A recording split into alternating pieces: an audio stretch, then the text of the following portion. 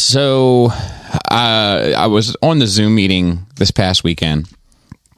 Well, I guess when you guys are hearing this 2 weekends ago. And on that meeting, they basically guilted me into doing skits again, right? They were great. So I did one for the Voltron one. The comments seem to love it. And I fucked it up.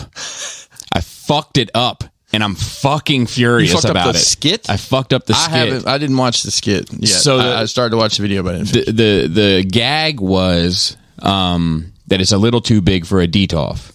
But that's not going to stop us DTOF collectors. And then it cuts to me putting it in the DTOF. And then I had another piece of footage that showed him like all crunched down inside of it. And I didn't post that piece of it. So you just see me putting a thing in a DTOF. Yeah. People still seem to love it. Well, that's very kind of them. For different reasons, maybe. Like, And it was- DTOFs. Yeah, we can put it on the DTOF. It was funnier. It was fucking funnier. Yeah. I don't think they deserved all of it, Bob. Maybe not. And then Rusty Bobby. I know.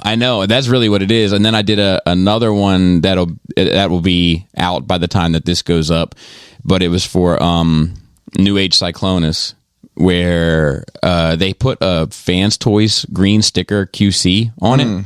KFC is doing it, or X-Transbots is doing it now too. Really? And I don't know what the game is there. I don't know if it's a troll or if it's a whatever. But anyway, like I called it I was like, oh, it's a little bait and switch. You guys are probably familiar with a bait and switch.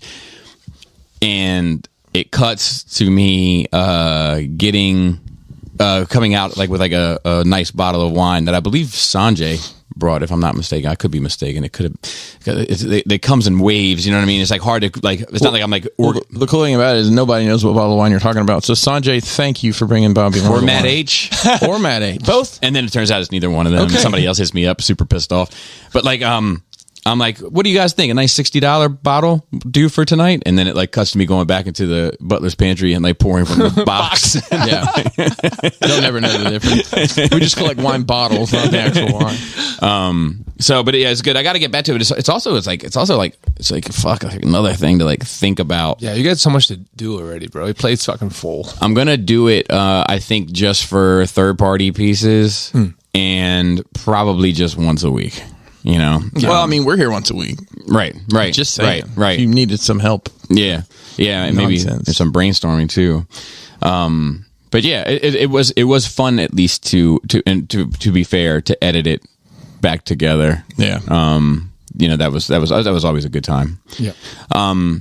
So look, for the listeners, Yeah, let's give them a peek into what the hell our lives are like. we recorded our episode 353 on Monday, Memorial Day. On Memorial Right before Day, dinner. and it is now Thursday of the same week. So Later as you're in enjoying... the morning. Yes. We recorded in the afternoon Monday. Yes. And now this is Thursday morning. And then we're recording again next week, and it's all Tuesday evening. to sort of sort out this upcoming stuff in order to have. Yeah, we have a very busy June in 3 different directions. So. Yeah. So we're not promising a long episode, but I do want to get to the bottom of one thing. You gentlemen take over just a second. I'm gonna because we have a new way to handle measurement and nerve rage now. Oh, wow. This is not about measurement. I think we came up with a new way. Is this the 1 through 10 in the ABCD or No. It's no 1 through 10 We're not anymore using anyway. Bobby's cock length as an official measurement. are we? Instead of feet, how many feet is that? How many dicks? I don't know. Here we go. 3 dicks? Here we go. Bobby's got the tape measure. We're measuring. Yeah, motherfucker. So 6 1/4. 6 1/4 is a So 6 1/4. Joe has a bunch of pops Deadpool pops. on the top of his Maja case, and I was like, I think you could probably fit quarter scale statues up there. And he was like, I don't know. He was like, it's only about 3 pops deep. 3 pops deep. And then I was like, is it 3? And he's like, it could be 4, 3 or 4 pops deep. And I was like, we should just measure everything and pop height General now. pop height. Yeah. I don't think that's a terrible idea because everyone knows what a pop size is. Yeah. And it doesn't have to be imperial or proper metric. Yes. Because, we have many listeners according to these top 10 charts across the pond. Yes. Right? Yes. So And to they don't speak. do fucking centimeter. I mean, they don't do inches and feet. That is but true. we all That's do good. pops. That is true. We all do pops. That's a Like good call. anyone out there who doesn't have a pop, at least one pop, right in. I'm gonna have no write-ins. I only have 2, and they were gifts. But exactly. But I do have them. Everybody has one. You know the 2 I have. Do you want to guess what 2 pops I have, Joe? Anybody want to guess? They were both gifts. I did not Willy Wonka and the Chocolate Factory. No, but I think my wife owns those. I didn't buy those. The Office. I do have an Office-related pop. That's one. Simpsons. Dwight. No. It's not Simpsons? The Boss. Which boss? Wheelie. Steve Carell. Is that Wheelie Yes, one? but Okay. what's he doing? I don't know. Well, he had burned his foot with the George Foreman grill, and that's the pop I have. And the other one, That's very specific. It I know. I would that want one, one with this. that one thing with one episode. I would want one with a box of Sbarro's pizza. yes, it's my favorite in the city. And the other one is the King of England gifted me a Iron Giant pop. Yes. from Yeah. Ready Player One. So I have 2 pops in my car. So everyone, whether you bought it or not, True. I think everyone has at least one Funko Pop. yes. in So their we all collection. can tell when we say it's about 3 pops tall, And that's- everyone that's can look the at box. it. Yeah. It's like box that. type. There's like that venereal disease. It's like that's like cystic that- lesions? The one that's like the one that's like weirder if you don't have it. It just means that you didn't get outside. You know what I'm talking about? Like everybody has it. No, Bobby, I don't. You don't know what I'm talking about? No, bro. What you got? I don't know if I don't know if I have it. Everybody has it, but Oh, this is going to be. Let me try to call somebody. Oh no! the answer is herpes, I think. Let me see real quick. Who are you calling? My wife. Oh, okay. Oh no! Oh God. Sorry, Laura. My wife. Hello? Hey, real quick. What is the name of that venereal disease that like everybody has and isn't really dangerous? Like chlamydia? No, that's like a dangerous one. We're on air, by the way. You don't know what I'm talking about. Okay. All right, disregard. All right. Thanks anyway. She said chlamydia. I'm Something pretty you need sure. to share with the group, Bobby. No. Before we do these key parties, let's all put our cards on the table. Common STD. Oh God! It's herpes. I think it's herpes, I think bro. everybody has. No. Everyone has it like in the mouth, at least. HPV. Oh. Oh, okay. yeah. Yeah. So Yeah, now everybody that's knows. warts. well, I don't know that everybody has No, it, but everybody no. can get it. I You know can that carry you it, you can can. carry it. You can. Well, they suggest you inoculate your teenagers from it. Is that? I don't suggest it, but it's Okay, available. great. Gardasil is available for specifically ladies to prevent HPV from causing cancer. Yeah, but I think like a lot of people can have that shit. Like it's like you don't know. You down with HPV? I don't know. You know me. It might be worth the risk. I don't know. Is it like a you guys ever heard of like a chicken pox party? That's yeah, a pox party. yeah. Is that Do you pox party? So do you have? Oh, they have those You parties. have HPV party? Is that a COVID Yeah, party? it's Is that eyes COVID wide parties shut. now? Cool. Eyes wide shut. You love that shit. Is that the best Tom Cruise movie? Probably. It's not Top Gun 2? What if every It's- Tom Cruise movie had to have Danger Zone playing? Not And which part? Not during the credits, but during a scene in the movie. It It has would to. definitely be the sex scene in Yes. Eyes Wide Shut. It has to be, right? No other place for it. But yeah, that and Interview with the Vampire That's a good one. are probably That's the a only very good one. are probably the only two that I think are honestly that I like. Yeah, I love Taps because we watched it while we were in military boarding school. And it was about a military boarding school. it's on point, huh? Meta, very meta, Yeah. you guys. I haven't seen that movie in forever. Yeah, I haven't seen it since military boarding Is school. Brendan Fraser in that movie? I'm not sure. I don't know. I who just the- I remember think it's Tom got Cruise like a in it. really, really strong cast. And they mentioned playing Dungeons and Dragons at the beginning. Like, it was cool. Nice. I don't know who the best boy was either on that one. Best or boy where the, grip? or the grip. At all boys military boarding school, they're all best boy grips. Thankfully, mine was co-ed. Yeah, that is not how I imagine it either. What? Military boarding school to be co-ed. Oh, it's separate dorms. But Right. So yeah, the top 7 most common STDs, just why we're here. Yes. HPV is number 1. Okay. My wife, to be fair, chlamydia is number 2. Smart lady. Gonorrhea Oh, is number 3. bleeding like a dick hole, bro. Why are these words so hard to spell? Yeah, They're all complicated. it's true. It's like I got the burns and I got the bumps. Which ones are those? Got itchies? Syphilis is The number. itchies? Syphilis is number 4. I think Al Capone had syphilis. Yeah, syphilis was actually super common Back in the day. Back, first half of the Very bad former before century. there was back in the 1900s, Bobby. Stage kids say that 4 to me. syphilis that gets to your brain and shit, man. Herpes is number 5. Really, I figured thought that it would be was more common. Well, I guess the ST, like getting. I mean, because like getting a bump on your Coastal, lip. yeah, that's the same fucking. Is it the thing. same strain? I thought it was B You can, and yeah, C. it's you can if you have cold sore, you can probably give it to someone in the junk. Yeah. if you're breaking out and eating them out. Yikes. That's what's for dinner. 6 is trichomoniasis. Is it those I don't know. You might just trichomoniasis? number 6. Is that crabs? trichomoniasis? No, there's like I think they're like little spiral Downward spirals.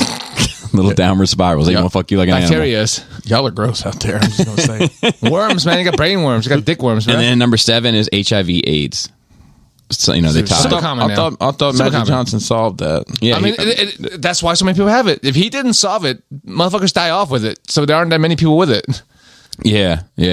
I'm trying to think if there's any. Dude, what happened to genital warts? I think that shit is hard. Bring it back. You know what I mean? I think people are pickier nowadays. When you see your fucking lumpy ass dick, they don't want to fuck you. To pass that shit around. Dude. Like I think back in the day, like everything's just a mess down there. Nobody groomed. It's just like whatever goes. So you don't even know. We got too safe, man. You know what I mean? Bring back little genital warts. Extra bumps for her pleasure. Yeah. Ugh. Dude, like, what do you think? How did that shit get created anyway? Just Genital warts? People stuffing toads in their drawers. Oh God. Probably. Listen, things. Dude, I'm saying back in the day they did a lot of weird shit, man. I mean, listen. Whoever figured out you could milk a cow was probably the dude that was, doing whatever with frogs too. Did anyone ever try to milk a cat? He was like, After Clem, Got nipples. hold this bucket. I'm gonna milk it. Hold on, Daddy. That one's a bull. We're gonna see what happens anyway, son. Still works. My eye. Clem. I got a buddy of mine that's like country as hell, and Not me though, right? no, not you. It tells this. He's from Limeboro. Anytime he tells a story, he always mentions like the same 3 friends, and they're all country sounding ass bumpkins. And he says it like you know them. You know, you ever had a guy to tell you a story about their friends like you know them? Anybody? Yeah, it was me, Earl, Clem, Cletus. Why is Cletus such a fucking country? I don't know. That's Definitely is. We were at the bar. You know how Clem gets. It's like nope. But I bet she's wild. He sounds wild. I'm pretty sure for like cow bovine insemination, I'm pretty sure like you have to like jerk the bull off, and you take a bucket with like those arm, like the shoulder length plastic gloves. I think you like swish around in the bucket, and then you fucking stick your arm in the cow's pussy, bro. I think that's how you do it. Oh, really? I think I saw National I've seen that Geographic too. about it. I Right? think I've seen that too. Which is both wild. Jerking a cow off, sticking your arm in a cow cum, and then sticking your whole arm in a cow pussy is all wild. Yeah, that is true. Well, that was in that movie City Slickers, I believe. No, wait a minute. I know there's gloves that go up to your armpit for a reason. That's dinosaur. I mean, that's like Jurassic Park when you're looking at poop. Oh yeah. Well, yeah, that's Yeah. true. But there's also a scene I think in City. I may be wrong. Anyways, gloves, asses. I mean, just recently I saw a girl put her own arm all the way up to the elbow in her own ass. That was like huge talent in many ways. That's crazy. Just think about the logistics of that. but her diet's interesting. Joe, you got coffee first. Way first. Chris, how was your nerd week? Apparently fucking busy because I blew the gimmick this morning, boys. That can mean lots of things. As it's been a short time since we last joined forces here, but last night AEW wrestling was on. It was a fantastic episode following up their pay-per-view. Everybody won. Everybody won. Yeah. Is it participation trophy kind of thing? No, not really. Although, kind of. But well, something. I don't know if you guys know this or not, but the Discovery, whoever owns the Discovery channels, has like bought a majority stake in Time Warner. And wow. So AEW comes on TNT and TBS, which are two. So they had like executives at the show last night.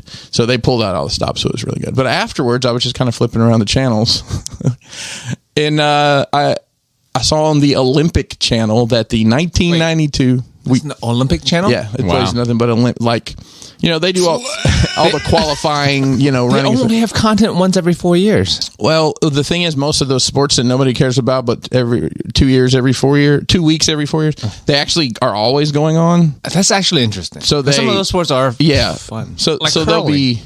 I think there was curling, but this particular thing that caught my attention. They were showing the 1992 men's basketball finals, which was the first time the Dream Team. had played. Oh yeah. Man, I was a very. I just sat there and watched it, and Mason came and was like, "What are you watching?" Like 1992 basketball. He's like, "Why?" I was like, "Just that was my jam growing up." But I was Your NBA jam. it was.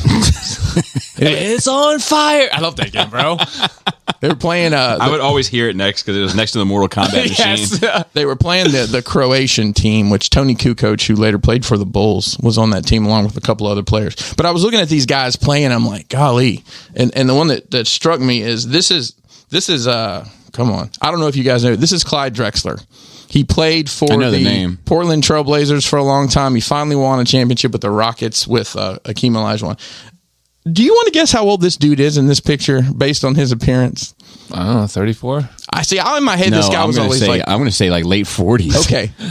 Me too. That's what I thought. Because he looks because black don't crack.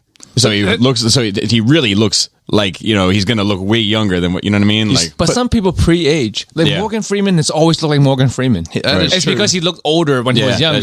That's true. My man's 30 in that picture. Yeah, so he's the exception to the rule. Yeah. I mean, and some of these other guys, like I can't find the guy's name, but the guy who was playing point guard for the other team, I mean, he straight up looked like your uncle that played rec league ball on the weekends. Right. My man had a full on half moon hair, and it's just funny to look. And goddamn, Charles Barkley was a dominant player. You forget how good he was. What I remember most of the Dream Team was McDonald's.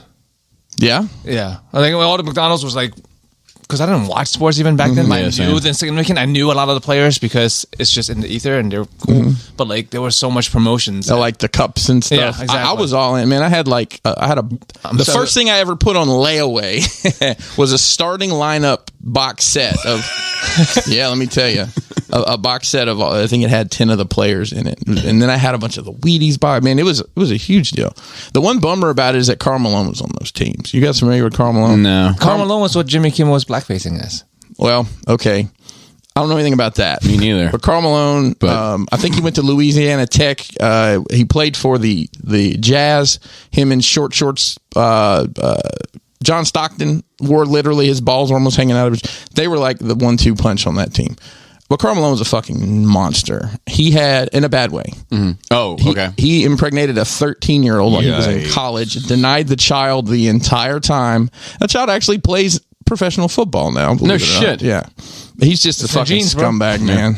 It's a horrible awful. person. And I mean, the thing is, like, all that's out in the ether and nothing's hidden. But it's like he's in the hall. I don't know. It's kind of fucked up the way that the reaction to that has not been what you think it would have been. Politics, man. It's weird that way. I guess. Like Anyway.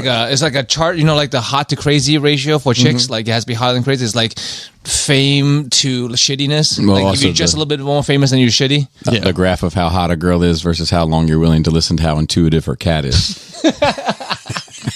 What about crystals? Where does crystals fall in that? The power of crystals. that too. Crystal is a hella like southern name too. I feel like. I dated a girl named Crystal Oh, there for you a go. very long time. I think my first time I got my dick sucked was a girl named Crystal. I had a crush on a girl named Crystal. We all know a Crystal. Yeah. But whether the hot to genital warts ratio, that I think That's a way different ratio. You yeah, gotta be. that's a I think that's different why I think You that's gotta why be there's like no one with you gotta be warts like anymore. a memoirs one. Joe, would you buy a toy of Echo the Dolphin if it came out? Oh yeah, I know. I'm so impressed with you right now, Bobby.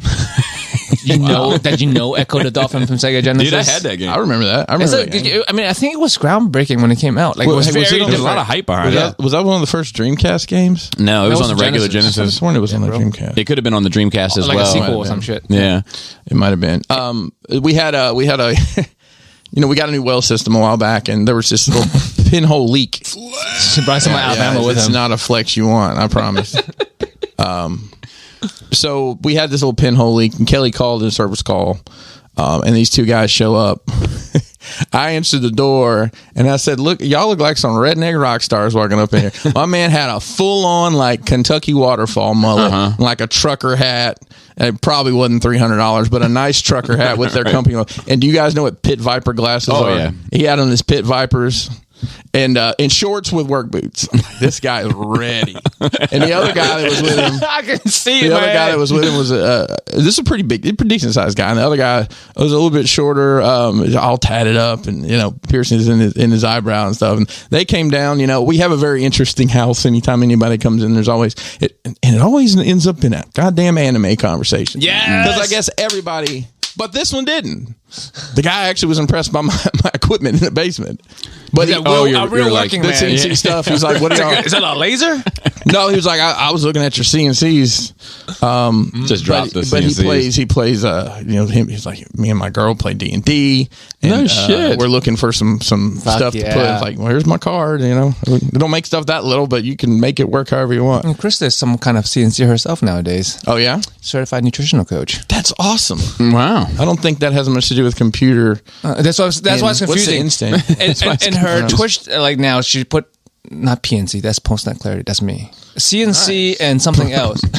I have post nut clarity also. You have to get it. Yeah. That's why they call it the clarity. Yeah. You do everything better with it. But no, she recently got certified as a personal trainer and a nutritional coach just to have the titles just for funsies because she had the time. But she's never going to actually take on clients. That's awesome. There you go. It's like It's just collecting pieces of paper, man. With certs. The CNC I'm speaking of, it stands for Computer Numerical Control, which I'll be honest, I guess I didn't know. That sounds kind of lame when you put it out. yeah. It does. Number- Thanks. Computer numerical numbers listen. sounds lame. Computer numerical control. There's no red left router. on my sucker because you licked it all off, John. I like CAD better. Computer assisted design, right? Yeah. It makes more sense. You use CAD. You can use a CAD program to create the create it. work paths and the G code for your CNC for your computer. Flex on them. Flex on them. Yeah, Listen, don't make me speak G code to you. There's lots of dollar signs. G-code. Talk Yeah. G-code. It Can has we nothing ever to ask do you? with juvenile. No? Yeah, I was gonna say Or Dirty South Records or whoever that was. it was juvenile, but what I found, memory it spawned for me in my head was, do you remember Money Talks with Chris Tucker? Yes. Oh yeah. And who was it? Charlie Sheen? Yep. Yeah. I remember he was like, Chris Tucker did some sort of slang bit to talking to Charlie Sheen, and then Charlie Sheen was so fed up with him, his response was, "Oh yeah, that's like a G dog on a fly tip chilling in the hood. What the fuck are you saying?" But that's how I felt when you were like, it's like the G code for the dad machine for the pad for the CNC. The dad machine. Wow, what is it? Let's talk about the dad machine. What does the dad machine do? It spits out shitty and jokes. separates, right? That's what it is. I don't know where I was. I watched Love, Death, and Robots season 3. How you like it? Man, Right? that pirate one. Yes. It wasn't. There was a lot less robots in it, and that was a little disappointing to me because I love the sci-fi. Yeah, but there were the several first that one. were robot free. But there was one on the pirate ship. Oh, dude, that was like an emotional roller coaster Yes. in 15 minutes, and that's the thing. so good. They can pack so much emotion. The other one I really enjoyed was when they were on Io, the Jupiter moon, and it's illustrated like not. It's the artist Mobius, not Morbius, not Morpheus, Not Moby. not The Moby. artist. I don't know if you guys are familiar with the sci-fi style, but that's the style that Yes. animation was, and it was just beautiful. really fucking great. I'll be And honest, story. yeah. I like that we're back. We got to, kind of throw back to the opposable thumbs cat from the Yeah, first that's what I'm saying. season. The first one, I was saying, Yeah, it that was doesn't like break the the only box, one. but it's fun and I enjoyed it and it has robots. Yeah, and the way they were talking about how the difference between a tech millionaire and an actually wealthy Yes. person. And it was That was a great social commentary. Yeah, Jinx, you owe me $1. All right. Fucking, but yeah, I mean, you can watch. I don't think they're pirates. I think it's just people on a boat. Okay, I think well, they're fishermen. yo-ho-ho but either and all way, that. Yeah. But like it's funny because the animation style is kind of it's not like realistic, right? It's really good, well Yeah. done, but it's also cartoony. But it also at the same time, it was still a very serious story, and the animation didn't take away from Yeah. it. And the like, one- added to the atmosphere. The one with the, I think it was called The Swarm, where it kind of had Avatar vibes a little bit. That was fucking, especially at the end. Very when much they 40K. Yeah, 40K took her vibes. over. That was cool. So, I mean, and all in all, I think, not even 2 hours, you can watch the whole thing because they're short. Some of them are only like 6 minutes long, but some are like 17, 18. It's great fun. But what I described was pretty accurate. It's short, but everything was good. Yep. Yep. Like I said, my only criticism is that there were less robots than I would have liked. Yeah, I mean, I'm a somewhat robot lover myself, so Yeah. I watched I can't wait till the robots come out that can fuck. I'm actually not really big on them. Like, ironically. Yeah. Really? Yeah, like outside. Just because they replace a working man, Bobby, you don't like that? yeah, I'm a union guy. they say a computer can do my job better than I can do it. Yeah, I mean, a computer's assisting you to design already. I just no, I mean more so in media. Like, well, this particular media specifically, it's in the damn title of the show. yeah, no, I'm saying that in sci-fi media, Yeah. I'm usually not a robot fan. Well, so I mean, they're usually bad guys, right? You love K2SO. So with exceptions, And R2. but Star Wars with isn't exceptions- sci-fi. with Star Wars exceptions. is Star Wars. with exceptions. Though. I've come to that conclusion. We're talking about sentient robots, right? Just like robots who are themselves alive. No, not necessarily, because it could be mech too. Like people driving them. Yeah, Because like Iron Man, would you consider a robot? no, I Okay, guess that's not Power really. Man, right? You know what's weird Just about- making sure there's a difference. You know, I have to mention The Expanse doesn't have any robots. Yeah, it doesn't. It's actually, and it comes up in conversation a lot. Like, why is there not? There are more AI. It's like, well, the whole, the Rocinante is all AI. Yep. It's just not beep boop beep. I'm the Rocinante. Doesn't have I did my hands in the robot. Yes. So anybody The that's- Rocinante, for those that are listening, I'm pretty sure that's when the pasta is a little firm still. I think it's al dente, buddy. maybe you have to that's what throw it against the I dishwasher. think Rocinante is like the working lady or something like that. I think it's Rocinante is I think it's a workhorse or it's something. I thought it was a working lady, but I think it's when the leaders of the world gather secretly and control the fate of the world. That's G4. No, that's that's a channel. That's a defunct channel. No, G7? Question mark? yeah. It is. What is it? But like we have AI all around us. We just don't think about. We think about robots and like with robot bodies. But like our phones are AI. Every fucking video game you play, every enemy is an AI. Yeah. yeah. Rocinante was Don Quixote's horse in Don Quixote's I love story. Don Quixote. There you go. That shit, like I don't know. I haven't seen it in a long time. I watched that old movie. That shit like made me real sad. Yeah, I haven't when I watched it in high school. What movie? Don Quixote. I don't think I've ever seen it. You know the story though, right? I don't think so. There's a guy who fights a windmill. It sounds crazy, but Is that where tilting it's at windmills? really good. Yeah. Yeah, by the end, I'm like, I had feels. I remember I haven't watched it in a long time, but like it's a good story. It's classic, isn't it? Yeah, I feel think most people know so. Don I mean, Quixote. I haven't. I think it was written in like That's 1700. a Japanese chain of like not Walmarts, but they're like Walmarts. They have everything named Don Quixote. Nice. You can buy lipsticks and sushi. Dude, those are two things I'm always looking for. Well, real quick, just yeah, while we're yeah. on the topic of Japanese. All right, here we go. I'm ready. Big So, booking. shout out to Jack. Transformers, originally from Japan, Joe, you might have heard. But more interestingly, there is a Chinese dub of G1, That might be what I watched growing up. and this is a Soundwave talking, it's pretty fantastic. Oh shit! Yeah. Hold on 1 second.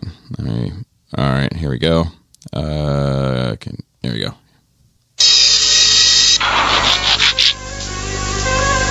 镭射密探，请隐蔽飞行，飞行目标到，探听内容，行动计划。镭射密探有无其他动静？ So they try to keep the same cadence, Yeah. which is very up and down. Except I'm pretty sure that Soundwave summoned Satan somehow. But no, that's the Mandarin. That wasn't what I was raised with. I was raised with Cantonese. And that wow, wow, wow effect is wild. It sounded like he was singing some kind of opera or satanic ritual. Yes. Eyes wide shut. Why don't you sample that? You sample that. Let's see. I watched Mayans. I'm up to speed on that. Oh man, there was I saw what you did up to there was a speed on a bike. I hate to say this out loud because there was actually just one on the news, but there was a shootout at a hospital in this episode that was batshit crazy. I mean, we just have shootouts all the time. I know. I'm just But that putting show, it out there. It's become normal, unfortunately. it has. I'm afraid we're almost at the end of the season. I mean, I enjoy that show, but God, it's fucking dark. It really is. But it's an FX show. I mean, Yeah. it's just how they do. Dark as in tone, not as in lighting, right? Because sometimes nowadays when you're talking about dark, you're talking about like you can't see anything. No, it's just the tone is very dark. It's very like nothing goes well for these people. And one of the characters actually, his name's Angel, and his father's Angel. Hell, yeah. Listen, you can pronounce it however you want. I'm just pronouncing it the way they'd pronounce it in the show. And he basically came apart, and his father's like, why is everything so fucked up? Why are we constantly getting our hearts broke in this family? What did you, he says to his dad, what did you do? I mean, why do these things keep happening Are to they in our a biker family? gang? Yeah. That's part of why. Speaking of fathers, That's probably Well, it's why, like they lost, he had gotten this girl pregnant, and they were together, and she lost the baby. And then that whole thing, that's where the conversation came from. speaking of fathers and shootouts, my dad called me on Memorial Day. No, that's not true. I called him, and I was going to ask you about that because you were like, I'm going to stop calling him and see when he calls me. yeah, he doesn't at all. Ever since then, that was a while ago. Yeah, because he just won't. He You used just to won't. talk like every week. Yeah, I used 2-3 times. Yeah. So I finally called him just to check up, see how he's doing. Said he was fine. How the kids? Good. Okay, perfect. It's like silent for a second, and then he's like, "Well, I guess we shouldn't talk about politics." And I was like, "Do you want to talk about politics, Dad?" And he was like, "Well, there's a lot of stuff going on." And I was like, "Do you mean the shootings?" And he was like, "Well, that's a big one, but people want to defund the police." And I was like, "Dad, did off-duty cop go in there and shoot a guy?" And he was like, "Yep." And I was like, "Did anybody say a fucking word?" And he was like, "Nope." And I was like, "I think it's just when they strangle people for selling cigarettes that it ends up kind of becoming a big deal." Yeah. And then he got off the phone with me pretty quickly. It's funny because What was he expecting? It's funny because like a lot of my like liberal friends in like the Transformers community like think of me as this like right wingish guy, but my dad swears to God that like I'm wearing pussy hats, burning bras, like you know what I mean, like I'm going crazy. I got rainbow tattooed all over my body, and I'm just out there fighting the good fight every day. He swears it, but it's only because when we get in these extreme conversations that there's no room for nuance. And you know what? I know I'm getting a little heavy, but you know what is the most interesting thing about it? My entire political belief is structured after a piece of advice my father gave me. I was in 4th grade, 5th grade. We had a county executive election going on. Ecker and Bobo were the two people. Shout out. Now my father was a registered independent growing up, but he often leaned conservative. And I knew this. So they came to our school and we had like a faux, like not debate because they came on separate days, but like interview session and like just to kind of familiarize us with the political process. And afterwards we voted. We like the class voted and I voted for the conservative. I couldn't even tell you who it was now. And they won. They won. And, Like one in your classroom or one for real? No, one in the classroom. I can't even remember who won in real life. But I told my dad, right? And my dad was a firefighter for that county. And he was like, well, why did you vote? What made you vote for that person? And I was like, well, conservative. And he was like, you don't vote based on party. You vote based on principles. This person's trying to fuck the fire department. Like we're all voting the other way. He's like, you're voting for a person that's trying to hurt our family. Oh, wow. And like at that moment in 4th or 5th grade, it instantly registered for me how to navigate the political scene. Now That's strong. My views have changed through time. Do you know what I mean? But your lens hasn't. Your lens hasn't. That's powerful, man. That's really good strong. shit. All based on that moment. And then now we're here. Yeah. Thanks, Pop. Yeah. I mean, I think people are into politics. If you are to the right of them, you are right. If you're to the left of them, you're left. It doesn't matter which side of the spectrum you are. Because, like, I consider myself left of center, right? But I think a lot of people on the left side would consider me right. Yeah. You know? It's just like, I think everyone put themselves in the middle, and I think they need to, like, reevaluate. Yeah. So, been working on the Rockbox stuff. By the time this airs, or the pre-orders will be closed. So They're running out. You better fucking buy some. well, yeah. At this point, this is if you coming don't out have next one, week. sorry. But as of today, I think we only have like 9 or 10 spots left, so you reserve your T-shirt size basically, and then we'll get everything ordered. We got some stuff coming from far, far away. day. That's some's on a boat, some's on a plane. So it's some exciting. Sounds very stuff. intriguing. It is. It's captivating. It's a mystery. So getting everything ready for BotCon down in Nashville in August. So should be a fun time down there. Spoilers. I just had a conversation with Hanny, head of Agabus. Yeah. About with an interview for Sit Down Saturday coming up, specifically about BotCon. That's awesome. I'll tell you this, because I want to get to the meat and potatoes of that conversation. For those that are interested or listening, we talked about P. Sinclair in depth. Nice. So look forward to that, or don't. I'm looking forward to it. Well, there were nothing was everything was fair game to ask and talk about. Yep. No holds barred. Yep. That was a condition of me doing it. Yeah. I don't know if you saw they got Frank Welker's coming. I did see that. That's a pretty big pull. I did see that. There's actually never been to a con with him there, so I'll probably get something. I'm not good at this name. You know, I'm not good with names. Everybody knows I'm not good with names. We know. Bob Budiansky. Budiansky. Okay. It reminds me of the babushka from Deuce Bigelow, dancing? Male Gigolo. I was thinking about Bobby Boucher. That is good babushka.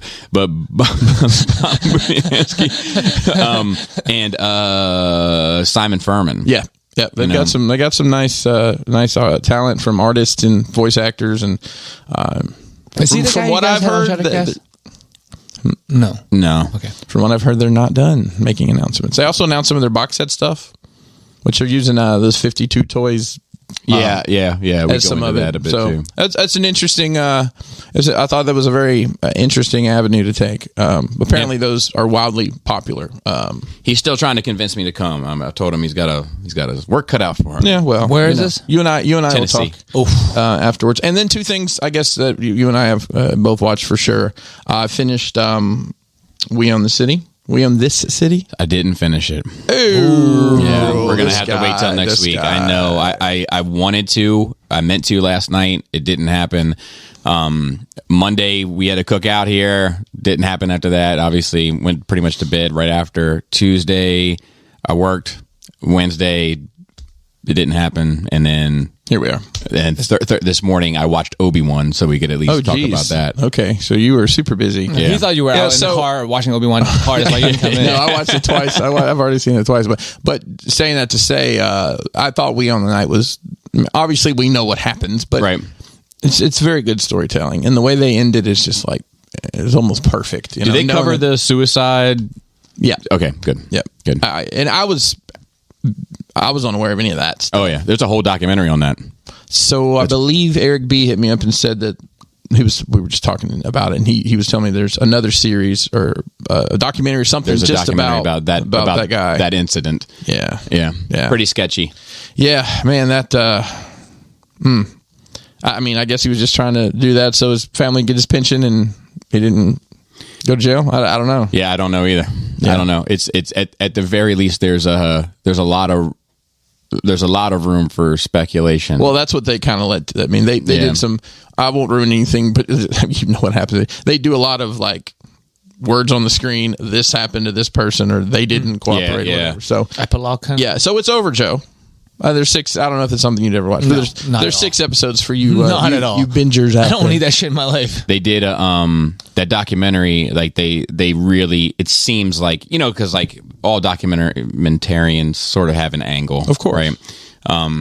It certainly seemed to me that they were leaning into a homicide of that incident, and more so than a suicide. But I don't know. I mean, the way they portrayed it in the show, it doesn't make any sense, and I guess that's just kind of how they left it. So, and then Obi-Wan. It went part 3, I guess, of Obi-Wan. So spoilers in 99, 98, 97. I mean, if you haven't watched it by now. Has it been out that long? No, I'm saying by the time this comes out, that's true. There'll be an episode, another episode out. Right, right. It's 2 weeks from now. Oh, next week, yeah. So we actually won't finish covering this until like late September. No, I'm kidding. But with the way this lays out, we won't finish covering this till I think by the time we're back around and on our normal schedule, we will be able to do the wrap up. So I give it a. This one's tricky for me. Really? Yeah, because on one hand, it's very similar to Spider-Man Homeward Bound, Incredible Journey, the last one. For me, where it's like there are emotional things about it that feel good to me. That's why I figured you really liked this episode. But when I start to question some of it, I'm like, man, I don't know if that makes any sense. You know, like none of it makes sense. I mean, in universe. See, to me, making sense in universe kind of needs. All right, so let's lay it out. What doesn't make sense? I think I'd had to go back with a finer tooth comb. But for one, like. And just to remind everybody, we're talking about part 3 is the episode we're talking about. I'd have to watch it again to really have my things. But there was a lot of times during it where I was like, well, how the fuck have they been doing this the whole time?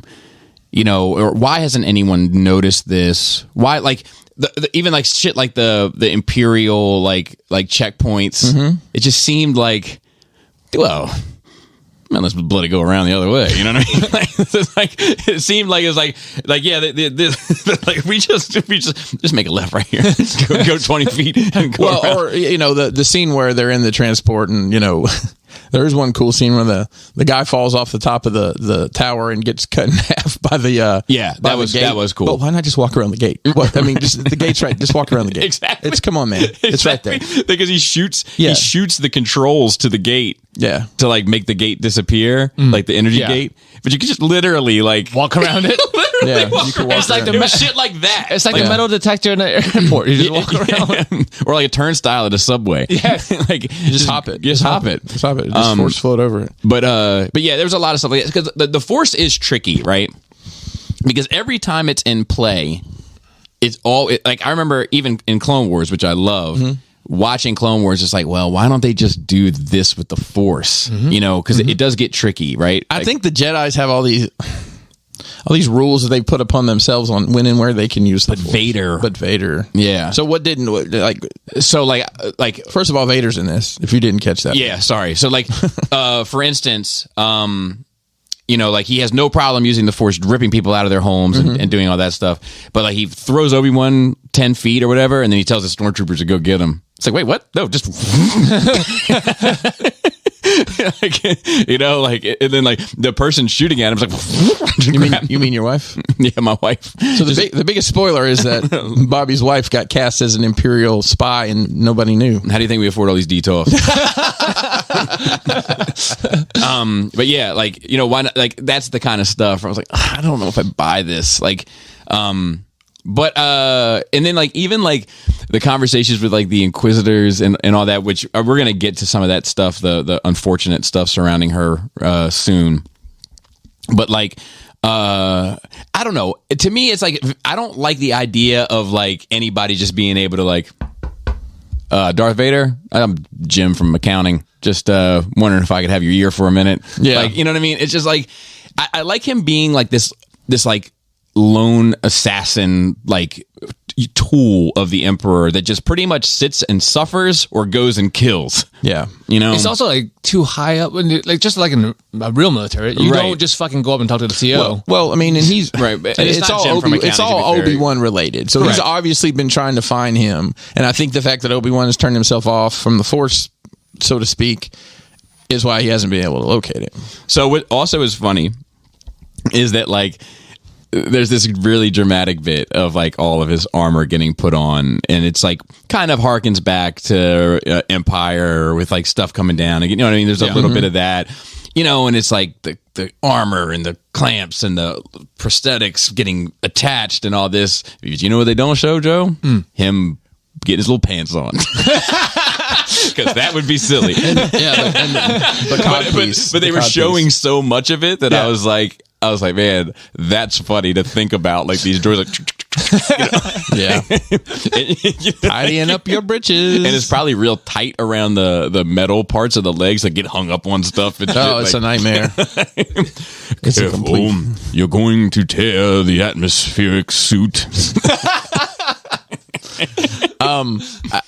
I don't know, man. I thought the stuff when they were in the cargo back of the floating shit truck there, they were, you know, the story was cool. He was telling, and it's like, you know, I like that stuff. I do too. Him and Leia talking to the stormtroopers and all that. Like all that worked for me. Yeah, I like that a lot. It was also nice to see competent stormtroopers.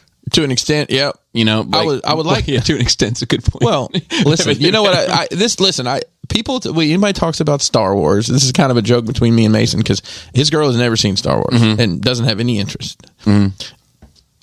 And my joke now about Star Wars is it's got really good parts, Bobby. Yeah. There's really good parts in Star Wars. I mean, you can say that about everything, but Star Wars has lots of good parts. I think what we're missing now in Star Wars is the connective tissue to make those parts into a cohesive story. Or a story that matters, I think, is part of the problem. Or a cohesive story. But no, I think that Mandalorian is a cohesive story. Yes. It just doesn't matter. It sure. It doesn't. Well, I think Bad Batch is a cohesive story. I think what matters just doesn't is matter. a subjective thing. Sure. That's fair. Like what matters to you is That's fair. That's Yeah, fair. I just haven't definitely. found anybody that thinks Bad Batch matters. Oh no! I mean, I couldn't even bother to watch it. well, there's a season 2 coming, so they did. There it something is? there. Yep. Yeah. Wow. Super. I don't know. I'm looking forward to. It must have done well for it to get second season. I guess so. I don't want to. I'm looking forward to the last. I mean, I think the second half of this may be drastically different. So here's the other thing. A lot of the dialogue between Kenobi and Vader, I was like, man, this is what you guys are saying to each other after this time has passed and all of this emotional baggage and all this shit.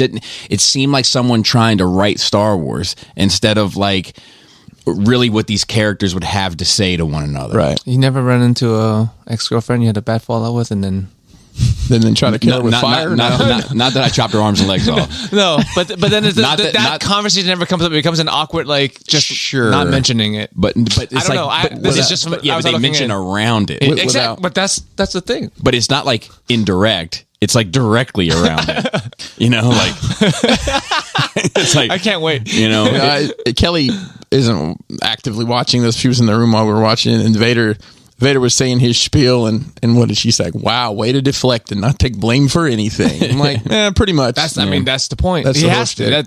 That has to take that stance. yeah. It's just like I don't know. It's like I didn't dislike it. Like I give it like a B-, but there was like it did seem a little clunky to me Isn't Star Wars clunky though? sometimes. A lot of times. You know, I think that when it's at its best, it's not. I mean, anything. You know, and this one was like. I'll be honest. At first, when that like loader droid or whatever first, I was like, man, is that Master Chief from Halo? Yeah. because he's got Or on Doom Guy? or Doom Guy, one Or of the Doom two. Guy. Because they've got on this. You'd have to see the droid, but he's got this big, heavy like chest plate, back plate that doesn't really like. Who designed this shit? But anyways, it just immediately like that silhouette. I'm like, that's Like Star Wars has space some of guy. the stupidest looking robots, though. You gotta admit, like What, you they're think a really gon- bad you think a designs. gonk Look, the droid? C-3PO man, like just the protocol droids. They're terrible. Just put them on goddamn wheels if they're gonna waddle like that. And like Vader, like talking to like Inquisitors and like checking in with like letting them know what the plan is. It just hey, listen, we're gonna rendezvous at Point B. Third brother, be mindful. I'm coming to the West Virginia of this universe, and I'll be bringing 4 stormtroopers with me. They're my best ones. I don't know. It's fine. I don't hate it. It's just like it. I want to know what Ewan McGregor and this is after only watching 3 episodes, like because I want to really see how they pan it out, because I'll tell you another thing, like this can't be the last time the two of them cross paths, because like in this series, Yeah. no, I don't think. He got to Because- show up in the last episode, right? because Vader kicks his ass, right? So then, like, he can't just show up at episode 4 and be like, "When we've last met, I was but a learner. Now I am the master." Like, He's got to show him something, Yeah. for it to make sense to tie into that. yeah.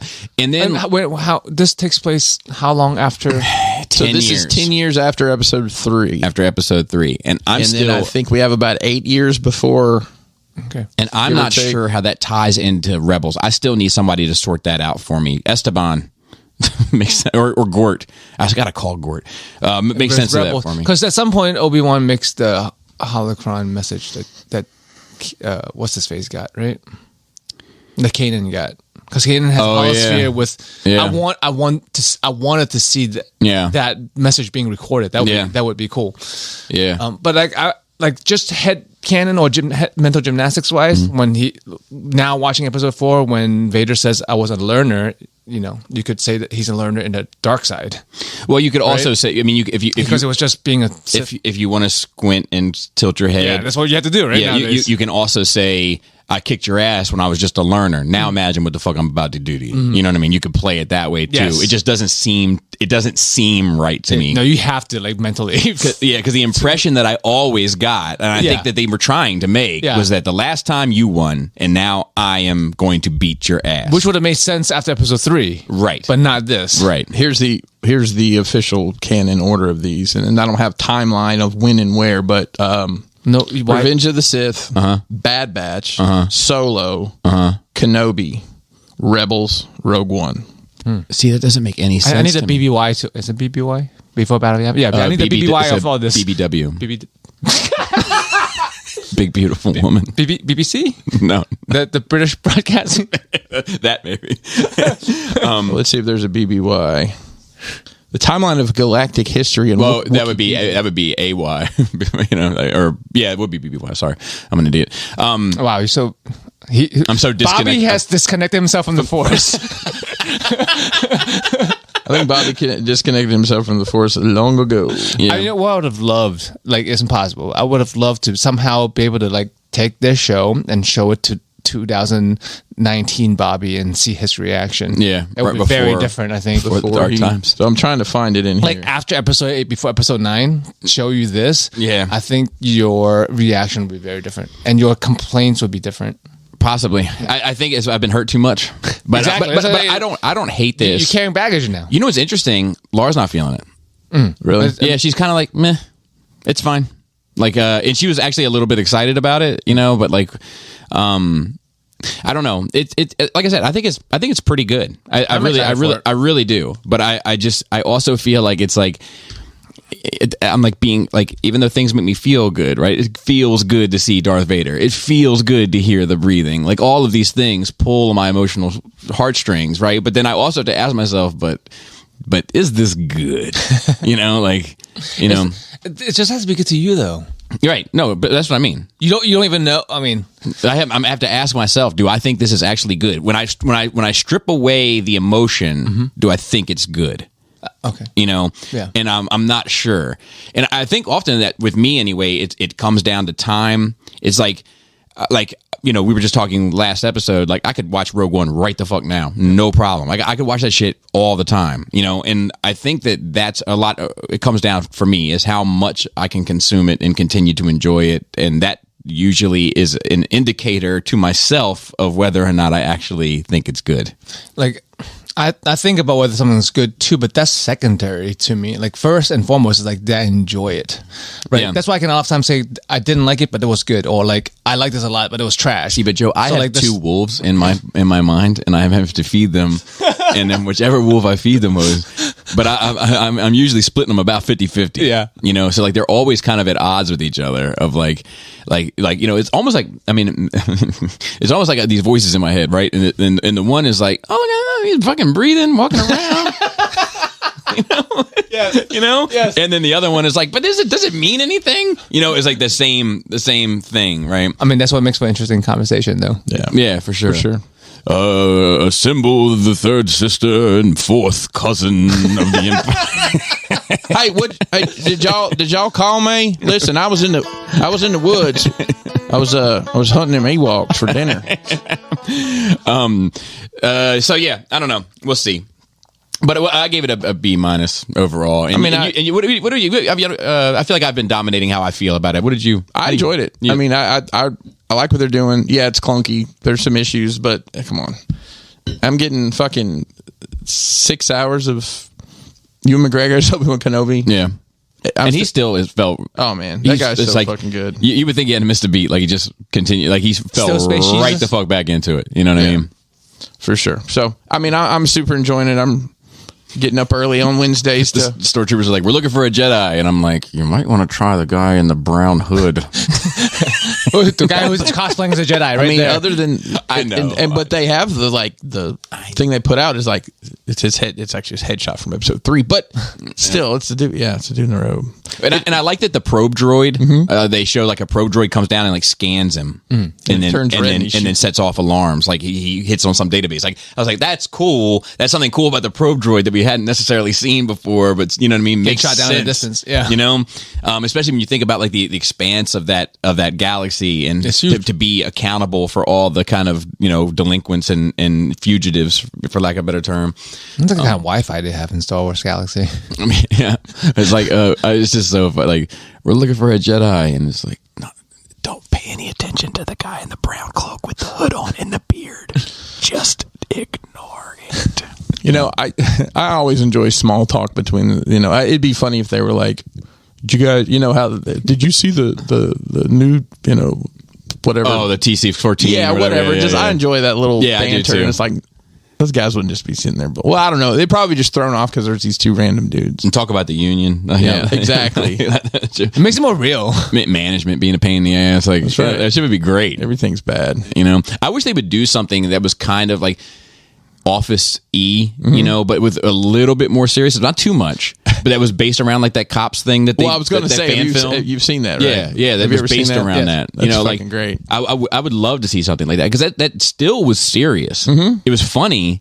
And it wasn't goofy funny. It's only funny because you're tying it situationally funny. to other things. Yeah.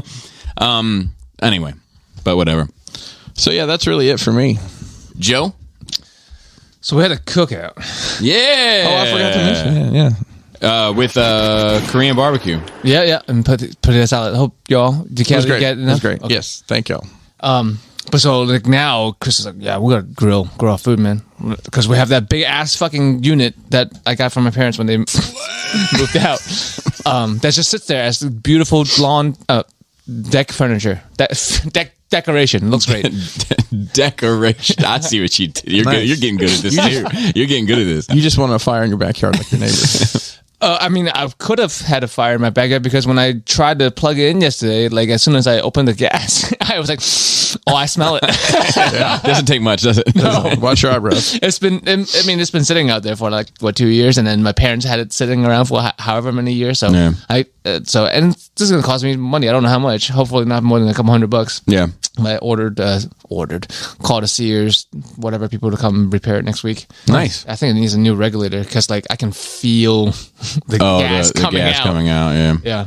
I'm like, oh, I guess we're not eating. Yeah, grilled meat. grilled meat, so to speak, is the best. Like It's better. I mean, I love it. It's just, Carcinogens notwithstanding, it's delicious. yeah. I mean, the carcinogens is what makes it good. I know, right? Cancer tastes amazing. Like, Yeah, think I about mean- it. Like, anything that causes cancer tastes good. Cigarettes. Yeah, we eat it all. I mean, it's all pretty much. Very rarely, medium rarely, if you know what I mean. have it any other way. Yeah. So I mean, once it's up and running, I'm sure she'll be rolling. Red crayon. I just like it's just cleanup. But I guess you just never actually have to clean the grill. You just keep cooking on it, right? I mean, just scrape it off. Yeah, you can do a little bit of. What did I? Yeah, what was that? Hello? Right in your mouth, too? What did I just do there? Just do a little of that. You ever brush your tongue? Can you show me how? Oh, wow. Dude, I love when people get super into it. They're like, "Oh yeah, dude." Yeah, stick your tongue out, get it back in the throat. Right? It's always the type of person that loves to teach you some shit. Yes. What about the roof of your mouth? Yeah. So next week, and then more grill meats from then on. Fucking Tuesday. Was it Tuesday or Monday? I don't know. Well, Tuesday. Yes, Tuesday was Chris's birthday, and then we had a birthday stream and workout stream as usual, and I PR'd out of nowhere. Really? Is that like a bladder control thing? Personal record. Oh, I thought it was like PR'd. I didn't know. Sorry. I thought it was a public relations thing. Congrats. Honestly, on I was like, which exercise was it? 2. All-time bench 275. Nice. Never benched that much in my life. You bench me? Are you 270? I'm probably like 290, truth be told. But, Okay. getting close. But yeah, I mean, like, because there was a time where we were powerlifting, like a few years back, and like we're training for strength, and like as strong as I got was like 265, 260, something like that. So like, so whatever we've been doing for the past couple of years, has worked, even though we've been focused on. But now it makes me want to go back to strength training and deadlift. It's not an all-time record, but all-time strength to weight record. Last time, my all-time record is 425 pounds. Wow. At 168 pounds. I did 415 pounds at 155, 58. Mm-hmm. So strength-wise, that's actually stronger. And I actually... That must be some math I don't know, but I believe you. Yeah, there's a formula of sure. how heavy you weigh versus how much you lift. Put him. That's how I feel. But yeah, I know this is boring shit, but I'm super it's excited. awesome, man. No. I'm just trying to Congrats. understand it. Well, for I like the lady in the So you divide we calculate things in plates, like how many plates. Like Yeah. A set of plates is a pair of plate is 90 pounds. Oh, y'all got Right? big plates. That's I thought a I thought they were set. 35. They're mostly. 45. Oh, you got 45 is a normal 45s, plate. okay. The bar itself is Oh, 45, the same weight as a bar. plate. I always forget about the bar, Bobby. So I drank at I home. just used the bar. So 405 pounds is 4 plates. Like they're milestones. When you Yeah, get to a makes plate, sense. 2 plates, like it's something to say, I can lift 4 plates. So like I never thought I can lift 4 plates again, which is 405 pounds. And I didn't think I could do it. Yeah. Tuesday. I'm like, let me just fucking try it. And it was light. Nice. So you think you can do more? You going to try for more later? I think like if I can get 430 or 427, it would be an all-time record because I have little 1 pound plates. Hey, stack them. Every little bit counts. Right, It's like 5'8" and 3/4, bro. That's right. Stretch it out, man. Yeah. So I'm hoping to try again at the end of the year. Krista is ridiculous strong. She's catching up to me in some fucking lifts, which is ridiculous. Let's see. Madra case, ever since catching up on fucking Bobby's reviews, critiques, Yes. shitting on people's shit, Yes. and Not everybody. and then Skullfest, And then seeing my Transformers and details. and shit. Yes, That pushed him over the edge. The chugs and details. Let me specify. and I'm like, yes, there's a time and place for everything. There is. Even chugs behind Stars glass. have aligned. All week, that's all I've been doing. Nice. Hours of work. It's like, but it's so satisfying. Mm-hmm. It's like it's been sitting there for 2 years, and it's discouraging to like. This is what one of the reasons I bought this house for this space. I spent fucking 5 digits worth of money for all this stuff, and it's just fucking sitting there in a pile. Yep. And I'm looking at him just like I don't even want to work on it because like it's overwhelming and self-defeatist. I'm like, this is never going to fucking get put together. I know. And the Chris was feeling. like, all right, let's do it. Let's start it. If we're going to start it, if you never start, you're never going to fucking finish. Right. That's it. And then once like the momentum get going, I didn't want to stop. Right. Like after dinner, like we were doing shelf shit like till 10:30 at night. I told you, man, like whenever I have a huge mess here to clean up, and I just like, man, fuck that. Where do I even start? I just pick one thing up. Hey, guys, how do you eat an elephant? Yep, one bite at a time. I just do it the same way. That's what I pick one thing up. Eating elephants. Or make a list. Lions. I make lists also. Lions. Yes. Sometimes I list my elephants and then I cross them off as I Dude, can. Laura loves a list and loves to cross some shit off of it. And sometimes she'll write some bullshit on there just so she can cross it off. Well, I didn't get my list done, but I did these other things, so I'm going to write them down and cross them out. I've done that before. But it's coming together as I envisioned it would be. All my hopes and dreams that it would be a few That's years beautiful. back. Well, I'm looking forward to seeing it after we get done today. Yeah. I just went and saw it, and it was great. It was great. It was good to see it finally all together, and some of the placing, in particular, the wall on the kitchen side, that set looks like pretty masterfully done. The darkness side, right? Yeah. That's the best stuff. Yeah, well, not even just that whole room. Okay. That whole room. Oh, the whole side. Yeah. So the library. No, Yeah. you know why? You know why? That side is Western side. Oh. Other side is anime side. Oh. No, but that's not it. Though. I know. It's I'm just because you got fucking all with those. You got all those little things on, Yes. and it's like I don't know if it's there yet. Yeah. you know. That whole side is a work in progress. It's Yeah. unspoken for shelves that have placeholders in it. But Yeah. the way it looks, the fucking lighting is working out.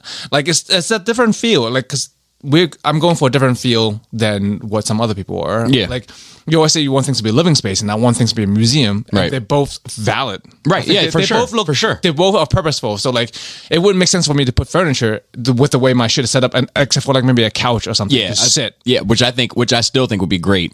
Just to really take it all in, so to speak. I was thinking about getting one of those Payless shoes circle things, the husband chairs. You know, like the no back, just big round.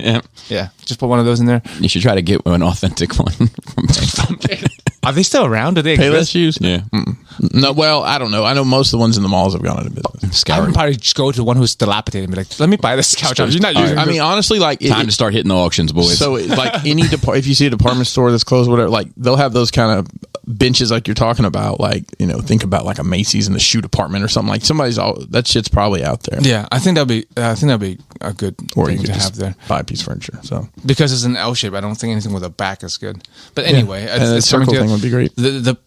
Even just to sit and read in there, if I was like, you know, like you know, yes, yeah. But I couldn't stop going. I avoid those rooms a lot of times because of the stress. Yes, the stress, and it's also like, yeah.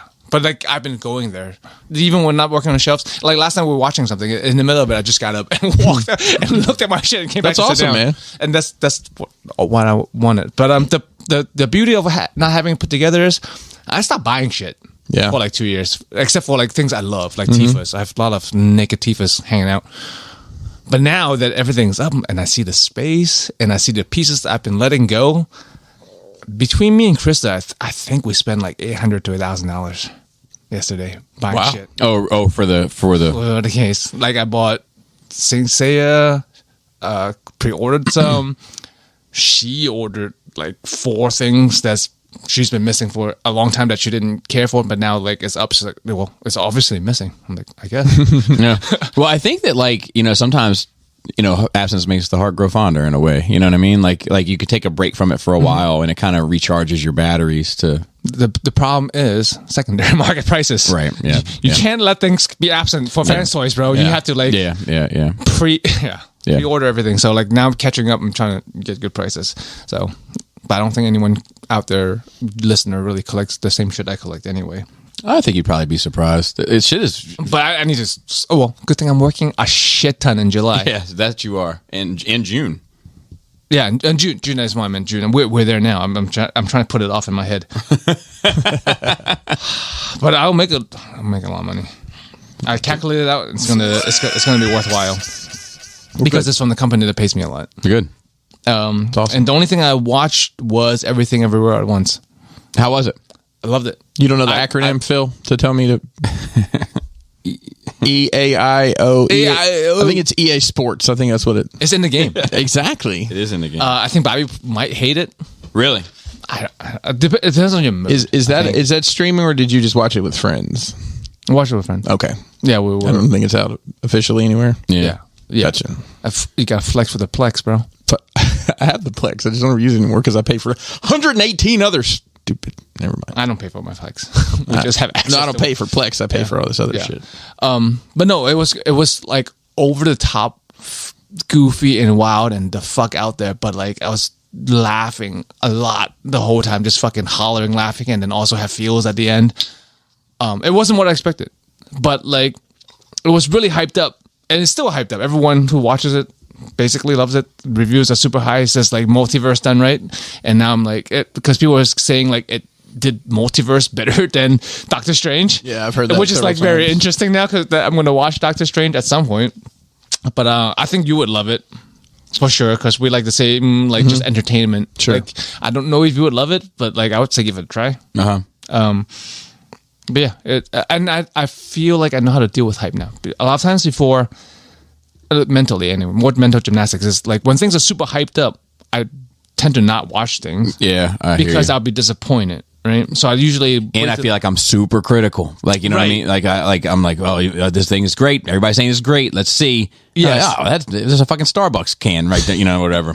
And then usually I wait for the hype to die down. Yeah. And watch this shit. But like now I'm like I let that feeling where you're super critical be in my head anyway.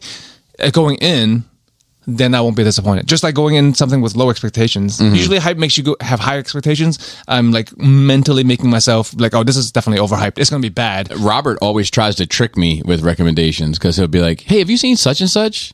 And I'll be like, no. And he'll be like, it's all right. You should, maybe if you get a chance, check it out. It's all right.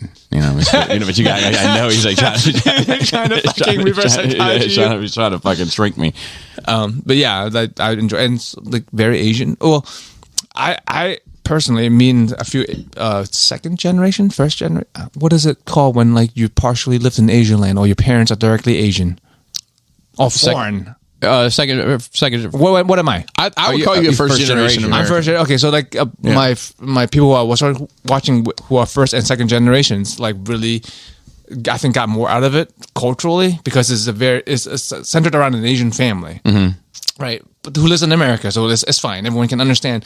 But there's certain cultural beats in there, like the mom calling the daughter fat, that we can all relate. So yeah, we all been called fat by our parents. Yeah, I don't know. Some of that stuff I feel like is not like because I've had the same experience, right? Like things that I thought were culturally specific to my, and then I talked with other people, and they're like, "Oh no, we do that." Sometimes I feel like there are many things that were far more similar than we are different. You know, like overcritical. I mean, fucking Prince said it, right? You know, like. Maybe I'm just like my mother. She's never satisfied. Yes. Like, you know what I mean? It's like, you know, sometimes there's like broader strokes out there, I think, than we give ourselves credit for. Yeah, I think so. And some stereotypes is just like been set in us all. Yeah, like money in the mattress or whatever. Like, Yes. you know, Asians not using banks Or like, and shit. If it's like fucking Bobby's dad's not that's Bobby, but you're not first, you're last. Like you don't got an A, you got an F. Yeah. You know? Yeah. And just shit like that. That's you know, like, and that's very like culturally different, but the principle remains the same. You know, yes. which is interesting. But and that's I think all I did. Yeah, well, it hasn't been a whole lot of time. It's been two full days. Because like we left here Monday evening. We sat and chat for a long time. We didn't leave till like 9 or some shit. Yeah. So we had off Tuesday, off Wednesday, and then this is Thursday, 9 a.m. Yeah. Let's see. I didn't do much outside of. I did have my first negative customer service issue with BBTS. Really? Oh, wow. Yeah, and it wasn't. To be fair, there's a ton of responsibility and accountability that I need to take for it. Don't get me wrong. I'm just put off by it because of how great it's always been in the past to me. So this story starts last week, okay, or 2 weeks ago. I ordered Bengali and not Bengali. What's the dude's name in the back? The older Linkso? guy? Yeah, huh? Linkso? And Pumira, and I think that was in why the fuck am I foggy as shit? Tigra, Yes. all at the same time. Yes. And I got a shipping notice for like 2 of them in one. And then I got a shipping notice for Premiere later. And for whatever reason, my brain forgot the second one and went back to double check and just saw that it only shipped 2. So then I just went real quick and I was like, fuck. I like looked at my my pre-orders and I didn't see her in my pre-orders. And I was like, man, I wonder if I just never pre-ordered her. So I bought it again. Oh, second time, yeah. And they sent it, and then I saw one show up like the next day, and I was like, nah, that's not going to be BBTS showing up. They're not exactly Amazon. So I like opened it up, and I was like, oh, motherfucker. So I went back and then to check my order history and my shipment history, and I was like, there it is. So they'd already shipped the other one, of course. Second one? Yeah. So I called, and explained the situation, and they were like, yeah, no problem. Just we'll send you a shipping label. Just ship it right back to us. You include a little bit of information inside it. Blah blah blah. No big deal. I was like, man, thank you. And I even say, I always make a point whenever I have any sort of thing with them. I always make a point at the end to say, because most of the time when I contact them, it's just I forgot to cancel something. Yeah. I always make a point to say, every time I have to deal with you guys, it's a fucking pleasure, and thank you for being who you are. I make a point to say it. But so same this time, right? Now, fast forward 2 weeks later, right?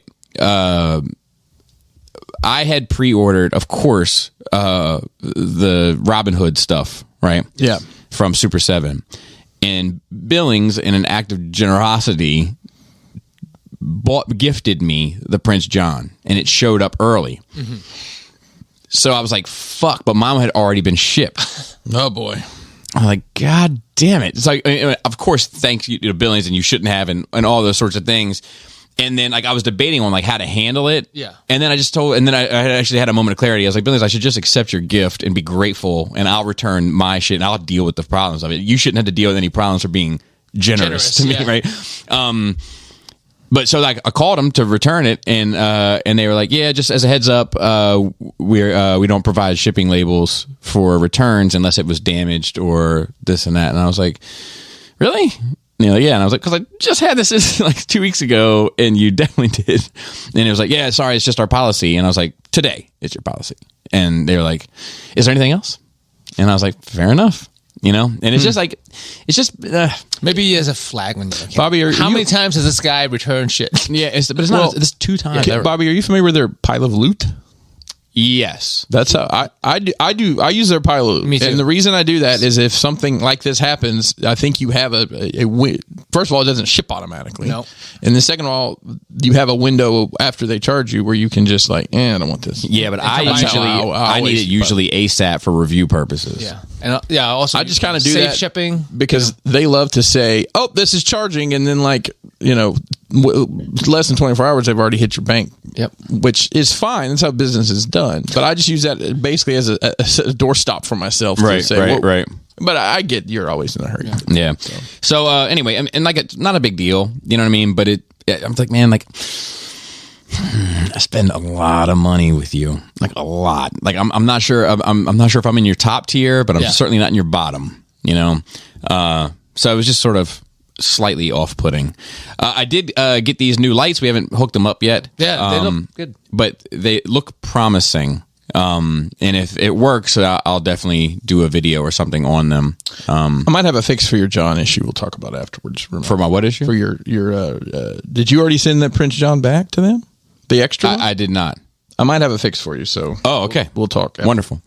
And then I think that's it. Wow. Like, because it's like we had the cookout, which was great. Good food. I had leftovers yesterday. Oh man, it was so good. And then we had, then I went to work, and then yesterday. So I'll say this. Yesterday, I'm in crunch mode again because of some shit I got coming up in my life that I'll eventually talk about. But yesterday, busy as fuck. I had that fucking Voltron review, right? The Blitzway one. But I told you guys I was going to get shit for it. I ended up, it fucked with me too bad. I just took it down before it published and re-edited it. I saw like it. Yeah, I put it up later. Because you were like, thinking hard about it. You kept mentioning nothing. Like, it's not that serious. Bro. And I still got a couple bullshit comments in regards to you missed the heel tab or in the Lions or something. Yeah, which I didn't. Opening. Which I didn't. I just show it later. The problem is I didn't, in the initial cut of it, I didn't show. I went through this like lengthy thank you for being my friend so far. I went through this. I don't even know which one I'm supposed to. I went through this lengthy process of showing how you can use the dog paws to help stabilize it. And I was doing that because the heel spur sometimes isn't enough.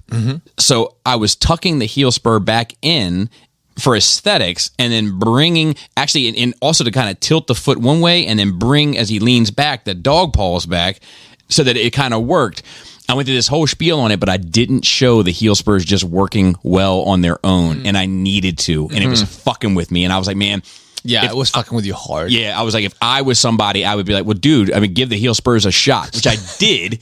I just didn't show it. Yeah. You know what I mean? So you added that back in? So I took it all out of the box, recombined it, reshot that one part. I would have just like take the leg out and just do a close shot. Or done a voiceover. I forgot to do this. Reshot the whole aspect of it and then cut it back in, man. And then went and put it back. That's also where I did the skit, because I had the little idea for the skit in the meantime also.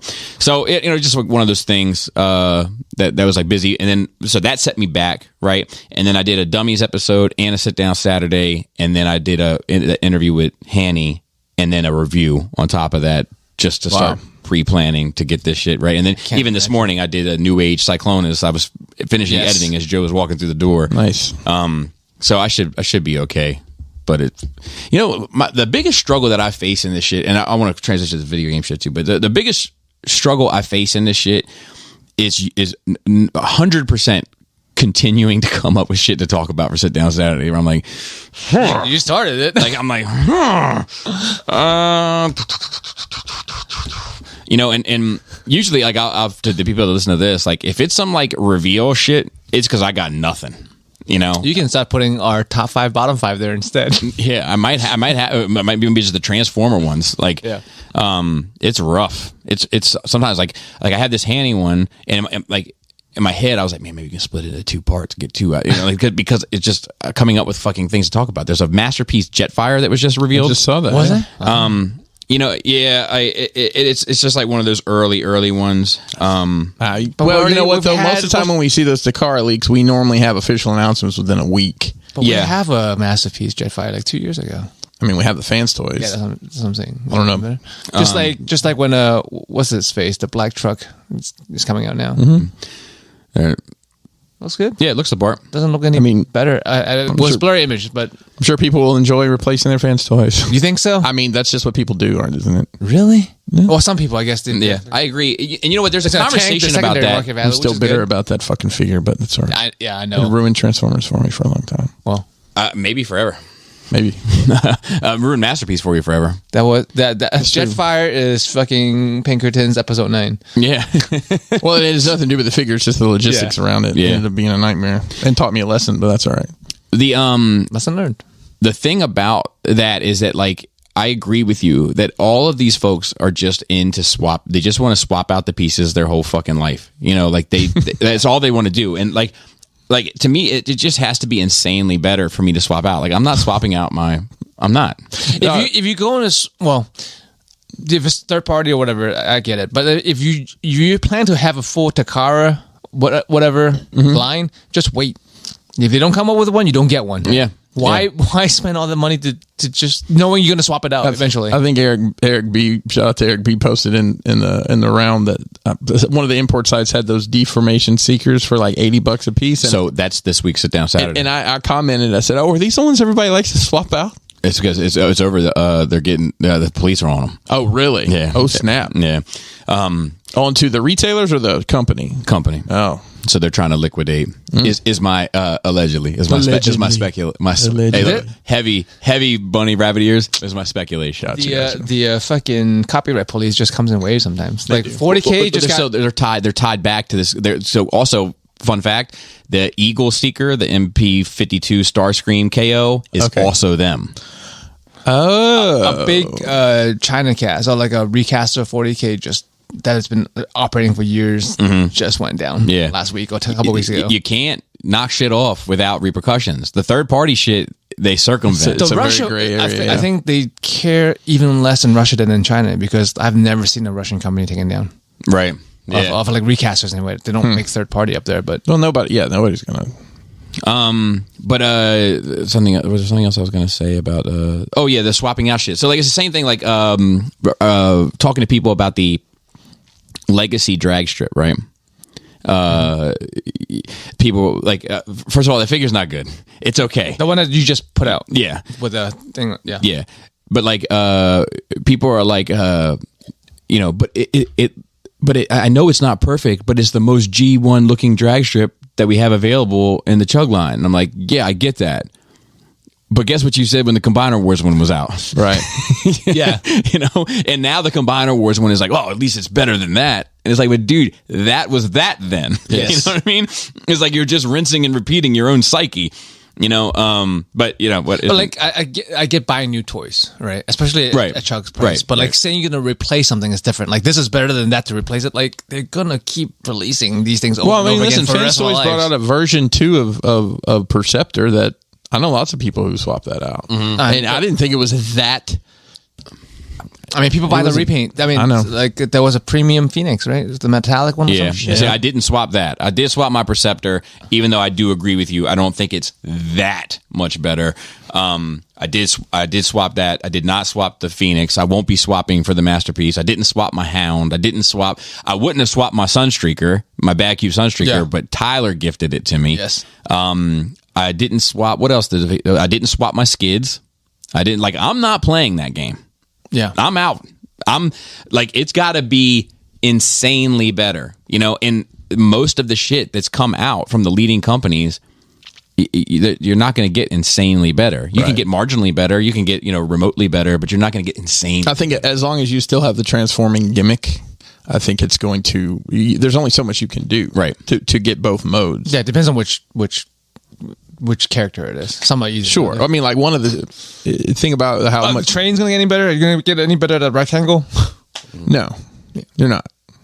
Off the top of my head, like the only thing that I like would really jumps out to me to consider replacing is Cliff Jumper, X Transbots Cliff Jumper, Takara Bumblebee, and the XTB Octane. Oh, those are like the three that like jump out to me. Like you could probably triple changers are just rough. Yeah. So anyway, off that, I did want to have a brief. I mean, we're actually doing all right time-wise. Look what we can do. Like when we know when we have time to bullshit, we fucking bullshit, bro. Exactly. I was thinking about just while you were Echo the Dolphin shit. Is there any other video game toys that you would be like interested in? Like, like just a novelty thing? Yeah. I mean, me like, too. I mean, like things I like. I feel like I'm more niche because I would get a Primal Rage dinosaur. Really? Can you tell the difference between Rage dinosaur and a regular dinosaur? Yeah, the color palette. Maybe I could get a custom. Oh, geez. Here we go. I like that blue one with the long neck. It was like the Dalsim type character. Like, Dalsim the dinosaur. Because it like stretched its neck across the fucking screen. You know what? Like I would get like little goofy ones. Like I would get like a little like 3 3/4 size type like Kid Chameleon or something like that, like from the Sega Genesis era. Like, yes, you know what I mean? Like I would get a lot of those little fucking. I'm surprised the market isn't tapped into, at least in a third party. Third party. Third party market. What about third party market? Is there any Paperboy toys? Toe Jam and Earl? Dude, I would get a Toe Jam and Earl. We just like I feel like some of these things are more niche. Like we remember it, but it's not forefront. Like when we talk about it, now bring up Toe Jam and Earl. Yeah, it's not some shit that people just. Yeah, I think I would get there though. Like when I think about like that classic Sega Genesis era, like Toe Jam and Earl, Echo the Dolphin, Kid Chameleon, Green, Altered Beast, Love Altered Beast, Rise from your grave, power up. Yeah, you get a set, the little guy, the Jack, the roided up guy, and then the. I would just want the beasts, and really, and actually, I might be tempted. Robert, listen up. I might be tempted only to do the Wolfman, if you know what I mean. They got a wolf, the dragon, and then you die. You don't get to. There's a bear. There's a bear. Yeah, and then there was like another wolf. Yeah, I want to say that he had different powers. But usually we die by then. Yeah, I could beat that game. You can't beat that game? Yeah. That's a flex. Wow. That's a hard thing. No big deal. I'll be here all day if you want to touch me. Has anybody done Ninja Gaiden? Ooh, like Ninja Gaiden, you feel the power? There's a new Ninja Gaiden. Oh, that would be a good one. The reboot? Oh, great. There's a statue of it, and I love that guy. Ryu Hayabusa. Yeah. Hayabusa. Dude, I used to like pretend like I was running like him and just do this like. I like the Genesis. I like Shinobi. Shinobi 3 is one of my favorite games. The white ninja with the red. Oh yeah, that was cool. Armor pieces. I would love to get that. I've got all the Mario. I mean, there's plenty of Mario shit out there. Yeah, so. But that's Mario Kart. That's stuff. a whole franchise by itself. Yeah. But like video game shit. There's a game called like Green something. It's just like a surfer dude with fuck. I'm just gonna drive me. Of course, I still want It's not Green Day. Green Day is the fucking band. I want a Mass Effect 2 complete cast. Yes. Yeah, dude, if they 6th scale or 10th scale, fucking 10th, a set of 10th scale statue. Great. With like a small Normandy in the back. That would be great. Now you're talking. So yeah, I mean, there's just a lot of those like Sega Genesis era games that I'm like, man, like I am super nostalgic for that for whatever reason. Are you thinking about it more since we went to that retro place? Maybe I have been thinking about it more. Not consciously, but maybe. And I think as I'm starting to kind of fine tune these shelves over here and get ideas for how I'm going to finish off these shelves, and some of them do. I mean, 3 of them have video game characters on them. I think that's playing a part in it. Green Dog, the beach surfer dude. I don't remember that at all. Nah, I've never seen that one. It's just a fucking surfer dude doing like fucking skateboarding, and I don't know. Have you guys ever heard of a Sega Nomad? Yes. No. Yeah. Did that come out in America? Well, I don't know if it did or not. I saw I was watching some like guy that does retro games, and it's basically it's a handheld Genesis. Mm-hmm. You just plug the cartridges in, it's got a screen, but it's also a TV hookup Genesis. Really? You can hook your controller like a Switch. Essentially, it's a Switch. But before 30 years ago. Yeah, but 30 years ago. I'd never heard of it. Yeah. I don't know It's what the it's vintage like a was, Neo but- Geo or TurboGrafx 16. It's one of those things that are very expensive and hard to come by that nobody really have. Yeah. That you have to. Pretty neat. You just see in the in a Game Pro. Yeah, exactly. Neo Geo Or was $600. Electronic Gaming Monthly. EGM. Dude, I had EGM. subscription to that shit. I had a subscription to Electronic Gaming Monthly. Which I think I like that one better than Game Pro. I did too, and I had one to Nintendo Power at first as I did well. too. They had all the code. You remember cheat when you codes in used, the back? you used to be able to take a picture of yourself with the look, the end of whatever game? Oh and yeah, like you did it. You did it. My didn't you? brother's Your picture brother. was in for Yeah, I don't yeah. remember what game it was. You have this. You have the issue. No, I doubt it. But fuck, now I'm thinking, well, the fucking shit I want. One of my favorite Genesis game was called Musha. But it's like a top-down, like fighter jet kind of game, except it's a robot. Of course, robot makes everything better. There is actually like a tiny gotcha figure, but like it's not good enough for me to get. I would like a model kit or something. I loved Moonwalker. Bro. That was shit. Do you want the robot too? No, No, just Mike. you need the transition, bro. Just like the Altered Beast, I feel like you'll be doing the display at the service if you don't get the regular and the Jack dude. Yeah, it's like a space though. It's a space thing. And the little power up ball. Oh yeah, yeah. But I would definitely. It's funny. I would definitely go wolf. But the bear was pretty fucking cool too. I mean, the wolf is iconic. Everybody gets the wolf. Yeah. It's stage one. Yeah. We do have a little bit of notes. The first topic I'm pretty proud of. I heard that.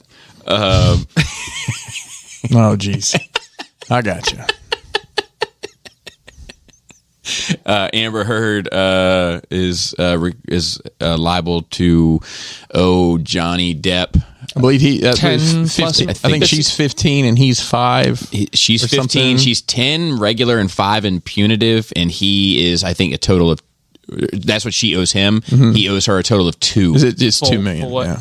That's how they both sued. Yeah, they both sued. So they found him liable for $2 million worth, and they found her liable basically for $15 million. Okay, so they're both shitting on each other hard enough. Not literally, not both of them. Yeah, Just one of them shitting only on- one of them shitting on, but yeah, like I think it's probably a pretty fair Sounds. ham because I mean, it seems the Johnny Depp camp has taken it as a victory and hoping that, I guess they're hoping some of these movie studios are like, well, you're not that bad. Come on. it's a net Jack positive. Sparrow. yeah, But also, yeah. like, if you're talking about loss of money in franchise and movie deals, like, she owes a lot more than 10 million, 15 million. Yeah, I mean, 'cause he got got pulled- canceled from movies and shit. He got pulled from the Harry Potter spinoffs, whatever they're called. I assume he would make more than $10 million. and then on, the like, Pirates that alone. movie.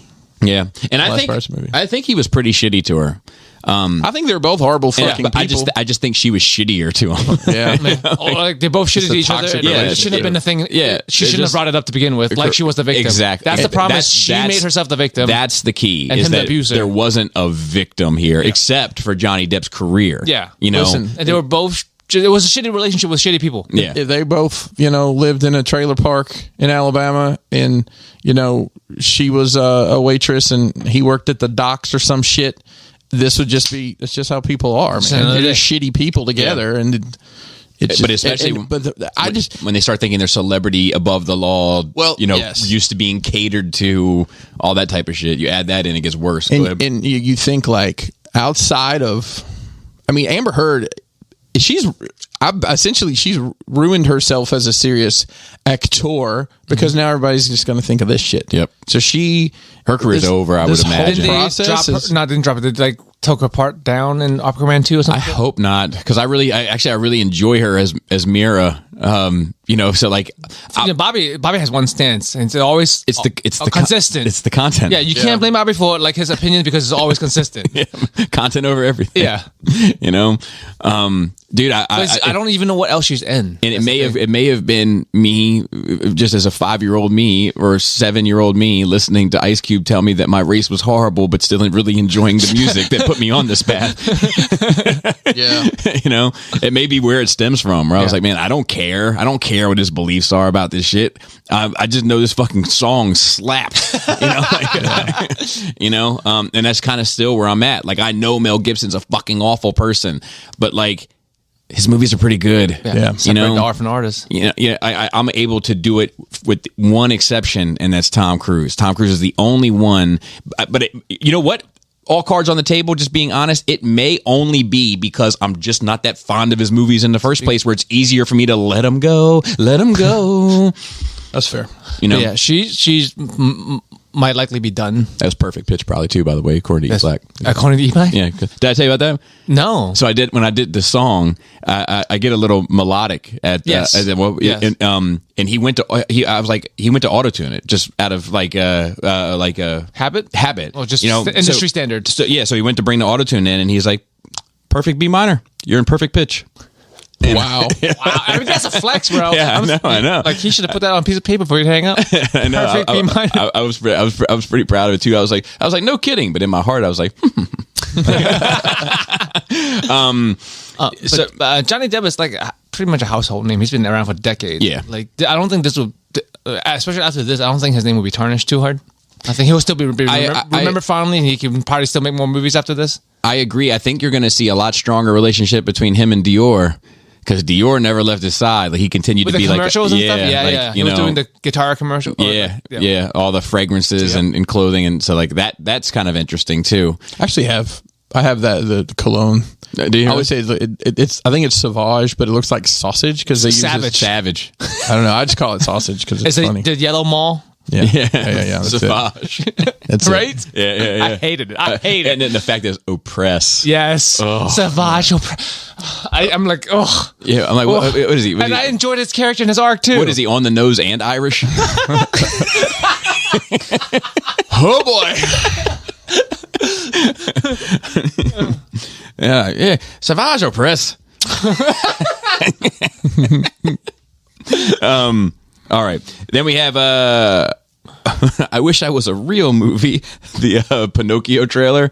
I didn't see it. It looks pretty good, man. But you know what my concern is? Yeah, if I don't see young children smoking, I'm out. Wow. Yeah, I'm out. I don't think you're going to see young children smoking ever Then again. I'm bro. out. I'm out. Not in a Disney It movie. cannot be good enough to overcome the beauty of just a whole boat filled with like 7-year-olds smoking their ass off. That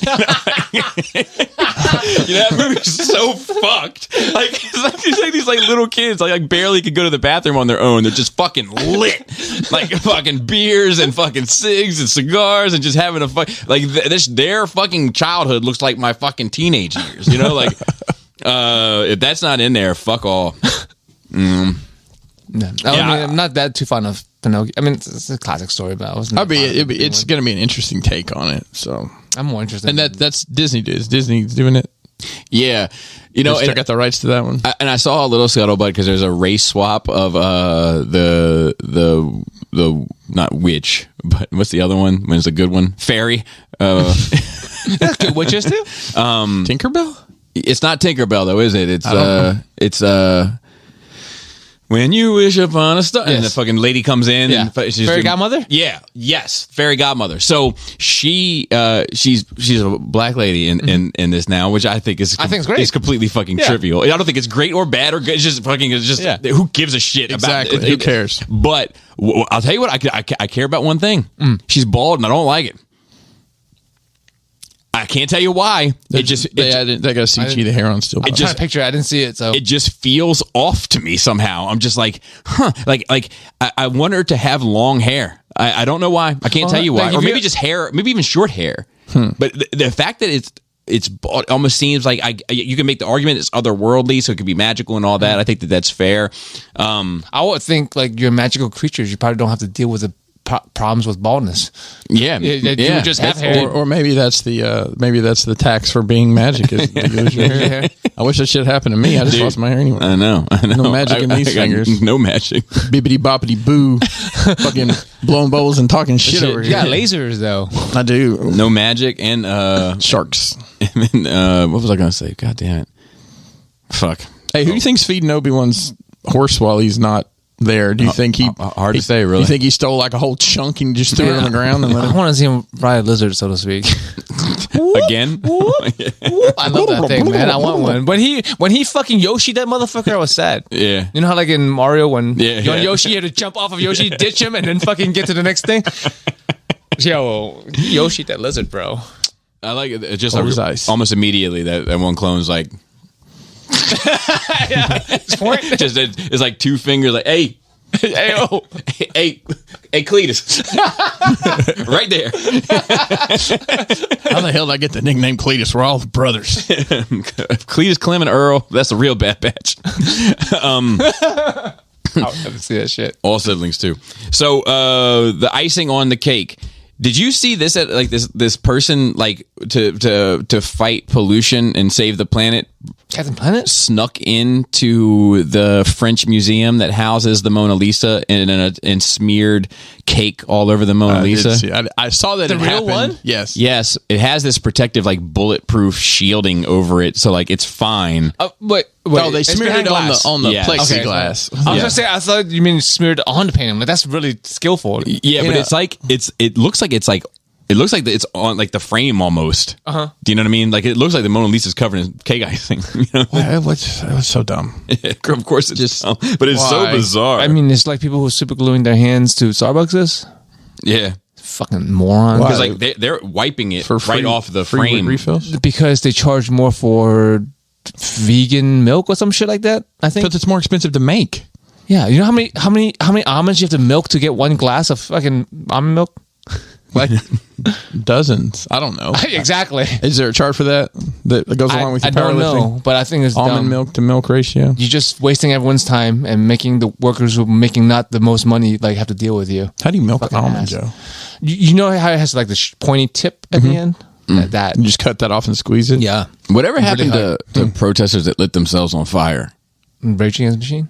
No, like Wait, is it the cover? I'm just keeping my eyes completely neutral and continuing to look ahead. Yeah. But I believe they were Buddhist. Yeah. You know, whatever happened to that?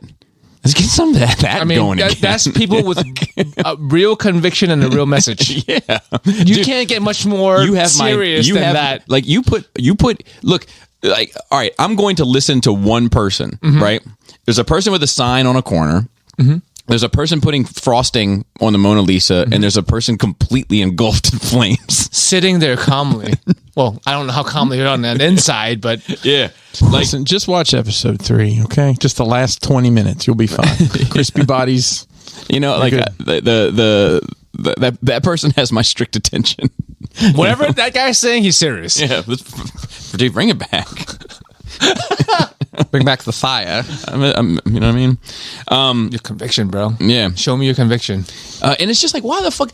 Like, I don't know. Staple yourself to a fucking recycling plant or something. Like do something remotely fucking appropriate. Oh, yeah. Didn't people used to chain themselves to cheese that about to be cut down on some shit? Yeah, that means yeah, more. Yeah, that means more. Bring that back. There's this Ali G bit where he goes and like talks to those like environmentalists that are like super they're like, you know what I mean? They're like terrorists, basically. Like they like burn log cabins and shit like that. Oh yeah. He like goes and he's like talking. Ali G's like talking to them, and like they're like, so what is like your message? Like get it out there. And the guy's like, look, you know, protect the planet. And then Ali G like takes the mic back. He's like, by any means necessary. And they're like, no. And he's like, no violence. We do not condone violence. Well, no, this is like going to get broadcasted, so you like don't want to be seen as like a soft pussy type, you know, like. Oh my god! They're like, no violence, like, but maybe a little bit of violence, right? And it's like, no violence, dude. It's on TV. Like, and like he keeps trying to get them to say it like the whole time, dude. It's so funny. But yeah, I don't know. It just seems more appropriate, right? Like, This is just a publicity stunt. Doesn't fucking. they're gonna be in a psych fucking ward for the next 10 years anyway. But like, it's like, why? I don't know. I'm just trying to make sense of your message. You know, I would be able to make a lot more sense of it if you just like, you know what, you want to fucking do something and get my attention and sacrifice a little bit of yourself to get my attention about the environment. Be anywhere near a fucking garbage truck for more than 5 minutes. If I drive behind a garbage truck for fucking one traffic light distance, I'm fucking ready to vomit. I'm completely turned off. Like, do something like that. Where I'm like, oh, dude, fucking what? Look what he's doing though. Look what he's impressed Give me. him some Febreze or something at least. It's so wasteful to like waste a cake. Like, I don't know, that's not Joe. good for the. We could have that's a eaten that net cake. negative for the environment for you to fucking make a cake just to I smear hope it was day old, so at least nobody missed out on fresh cake. Yeah. I mean, was it a ethically sourced material to make that cake with? Was it free range eggs in that fucking thing? Right, was fucking it- non-GMO flour Did for you- that fucking cake? You motherfucker! Good Go question. fuck yourself. Good question. Did man. they ask the bovine if they could remove some lactating material from their body. I think all valid. So, Eatfest. When? Where? I'm down. Let's go. So, Actually, I'm gonna cut now. Fuck. couple engage in oral sex in the middle of crowd during the Autopsy band performance at Maryland Death Fest. Sounds good. What's wrong? How did we miss this? What's the problem? Is that what happens here? Is that Maryland Death Fest? Yeah, so it's like a heavy metal thing. So that's how I missed it. Damn, I saw that note. Like It was like, stray shot for no reason. Yeah, well, I don't like that shit, man. Like, I don't like the. You know, to be fair though, like on the other side, I understand them just as much as I understand the lyrics of a drill music. That's fair, especially when it's foreign. But this is it right here. Oh yeah, good times. We got one off an album called, I don't know if you've heard of it, Severed Survival. What if? Oh, good for him. That's all I'm going to say. Yeah, bro. So it's just a weird news. It's at a concert in Maryland. It's at they did it at Rams Head Live. Oh shit! oh, Really? shit. Wow. Yeah, so I'm very familiar with that. So in the middle of this concert, this dude lays down on his back, and this woman just sits on his face. And then people are throwing beer cans at him, smacking her ass, taking selfies with him, et cetera, et cetera. Sounds like a good time. Yeah, sounds like a good time to me too. I don't. Who's complaining? I don't know if any. Exactly. I don't know if anyone is. Maybe, probably the event thrower due to politics and shit. I've got to read the name of some of these bands, guys. please. That Yes, played please. this. So first, you know what my heavy metal band would be? What is it? Fetal Pig. Mine would be Grandma's Birthday. And that actually will work with for any genre of music. But this was posted 4 days ago, and apparently this happened this past weekend. But it says Lordy. there's a lineup change, guys, due to several members in Triptychon. No, Spelled weird. It's like Y and K. They had their flight rescheduled, so they swapped spots with Autopsy. but here's stage A. This is stage A on Drawn and Quartered. Okay. Cerebral Rot. Brainworms. November's Doom. Not as good as November Rain. Cancer. I haven't Is it crab? The crab cancer? I don't know. I haven't liked any of these so far. And then Autopsy and Triptychon have switched spots. Triptychon is actually a cool Making name. sure it's Triptykon. So it'd be Triptychon. Yeah. And then stage B, we have cardiac arrest. Where's the creativity? It's these- just these aren't diseases. great. Cardiac arrest, cancer, there's- cerebral there's- hemorrhage or whatever. There's some better muscular ones. dystrophy. So let's see. Cardiac arrest, enforced imprecation. I'm not even sure I know what that word means. Yeah. Onslaught, coroner.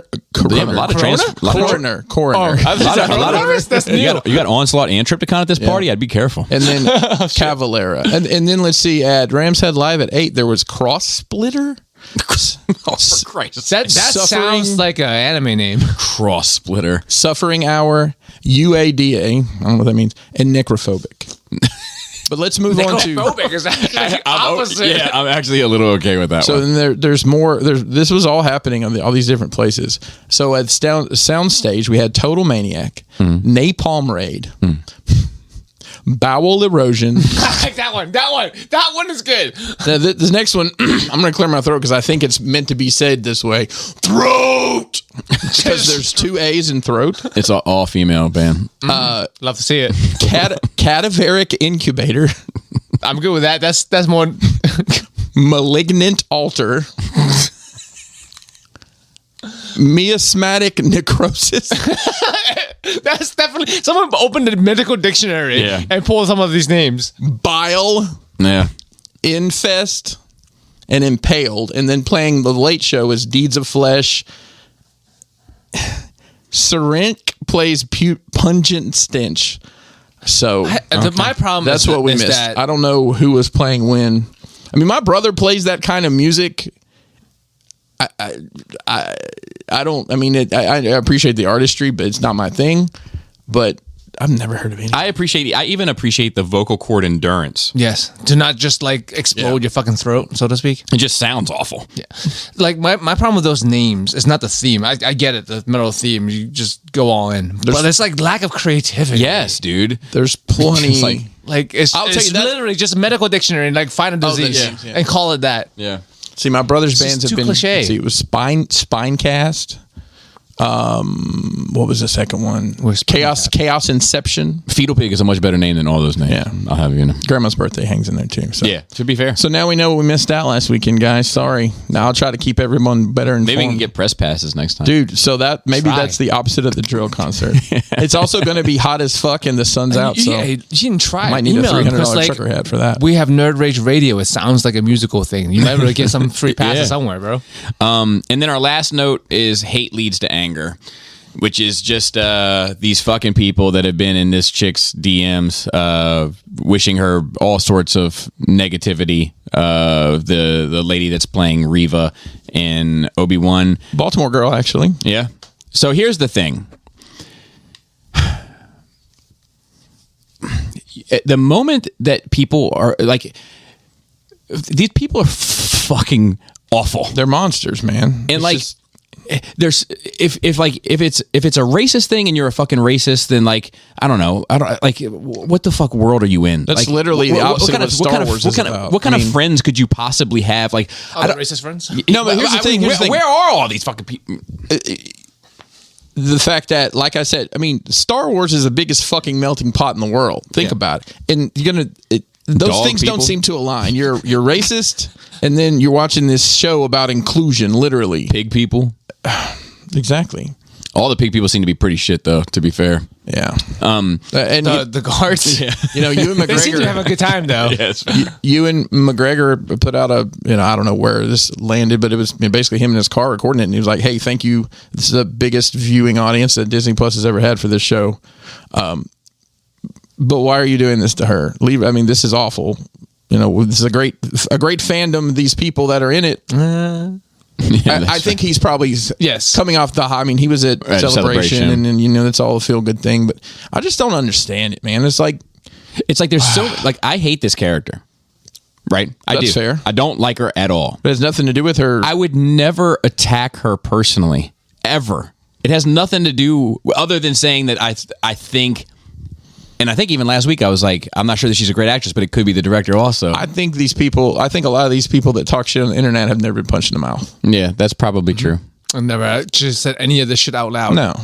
But it's like there's when you brought it up in the chat, like I said, like there's so much more like actual valid reasons to dislike her for. Yeah, but and even to message, I mean, it isn't like she so wrote much direct. effort. Right, she of got course. fucking hired to do Of this course. job, and Of she's course. doing it. But If you don't like her work, that's fine. But Like, I understand the how someone can be racist. Like, in general, just someone being stereotyped. Is it prejudice against another race? I get it. You have preferences. But, like, it's a next level to actively pursue your racism. You know what I Yeah. mean? Like, having something in your head is like, I don't like that kind of people, versus I'm going to go out and just fucking talk shit. yeah, Like, what does that get you in life? Like, I don't understand the end game here. there's this batch of You're Star going Wars. to turn the fucking world into one race or some shit? I don't understand. There's this batch of Star Wars fans that they turn a blind eye to some things, and then for whatever reason get super offended about it with other things, right? Like nobody is hitting up Billy D. Williams. Nobody was hitting up Childish Gambino for being Lando in Solo. Do you know what I mean? And saying like awful racist things. But it's because they already love Lando. And they are, Right. you know what I'm saying? well, I mean, let's look at Mace Windu. Same thing. Well, the internet wasn't what it is then either. But it was during Solo. It was during Solo, and yes, You know, and like it's because people already love the character and stuff. They get pissed off. Like they're like, "Oh, you're inserting politics into Star Wars." Like, I got news for you. it's about politics. It's always been about politics. Yeah. There's other sides to it too. There's spirituality sides to it. There's but politics has always been a part of it. I mean, there were Like, three. from the opening crawl. Yeah. Hello? Like- Republic and fucking Empire, and come on. the George Lucas has come out and said that fucking, he came out. so to speak, Happy Pride Month. that Oh yeah. that the Empire is a metaphor for America, and the rebels were a metaphor for Vietnamese in the original Star Wars. Yeah, Like he's come out and said it, and people be like, "Oh, he didn't mean it." It's like, okay, fine, Okay, don't put words in his mouth. okay, fine. He didn't mean it. Then why does Anakin Skywalker pretty much say the exact same verbiage that fucking George W. Bush said, like you're either with me or you're my enemy. Like, and I think the American quote is, you're either with us or you're our enemy. Yeah. After 9/11, after the Patriot Act, you know what I mean? And then this is how freedom dies, with thunderous applause, and like all that shit is political. Now, I'm not the type of person that brings I try not to bring any sort of my politics or my idea of spirituality or any of that into the movie. I appreciate it kind of at face value. I don't look to Hollywood to make decisions about That's your first mistake my personal beliefs, right? Right. I want my artists to be extremely left wing. I want them to be. Because those are broken people. They're usually, yes, that too. They're usually more creative. Yeah. You know, like I say that to say this. I can count how many country songs I like on one hand. That's the punchline there. Yep. All right. Moving on. Didn't they do the same shit to Finn? Oh, wrong one. I'm not trying to sexualize this. That one. I'm trying to play the country music one. Didn't they do the same shit to Finn when they're like, you can't have black stormtroopers? Well, or some and shit? the Asian, Yeah, they did the that. Asian girl got completely drugged. That played Rose. Yeah. That was bad. I mean, Yeah. like she got off of socials because To of be that. fair, I'm not sure how much of that had to do with her being Asian.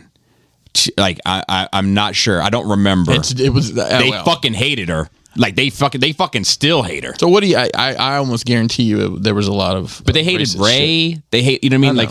Like they gave everything. They gave her a fucking bunch of shit. Like you know, they hated Finn, like you said. But I think we're talking about racism specifically. Like, I think they were shitting on the fact that it was a black stormtrooper. Yeah, but my point with that is it's because it's new. Right, because There was nothing ever that said black stormtroopers can't be black in the first place. 100%. Yeah. And Clone troopers, I get it. I love there was like a meme that circulated where like all the stormtroopers had their helmets off, like from the 70s. They Yeah. were like playing, and like some of them were black. Yeah. And it's just like, look, it's been that way the whole time.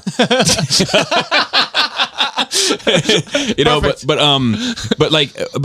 it's because it's new. There is a fear attached to it, right? It's like, I don't know. It's like we're losing stormtroopers. You know, ruining my childhood. Yeah, but it's not. It's like the whites are losing are losing stormtroopers or something because and I only say that because nobody blinked a fucking eye at Lando. Yeah. You know, like. So it's like, oh, because I know this character. He already is black. It's just when you make a new one, that's when I'm putting my eye on you. You know, and like I fucking think her character sucks, and it has fucking absolutely nothing to do with the color of her skin. To be fair, to be critical of myself, yes, it may have to do with the color of her skin, but it would also be the same if she was white or Asian or Hispanic. I hate that she looks fucking normal. Yeah. That's my beef to begin with, design-wise. And then on top of that, I don't think that she's a great actress, and I don't think that role was particularly written well. However, this sort of shit is just fucking lowest common denominator human bullshit. Yep. Yep. Anyway. Be nice to people. Yeah. It's not that hard. And it's like separate the art from the artist again. Do it that way. You know what I mean? Okay, so we do have a couple questions. Let's see here. Oh, we might even have more. Okay, this is we remember this. Chioke? Choki? Chioke. We went through this before last time. Hello, Nerd Ragers. Congrats to Chris on getting my name right with only 2 tries. Man. Apologies to Chris, but I'm team lean to clean.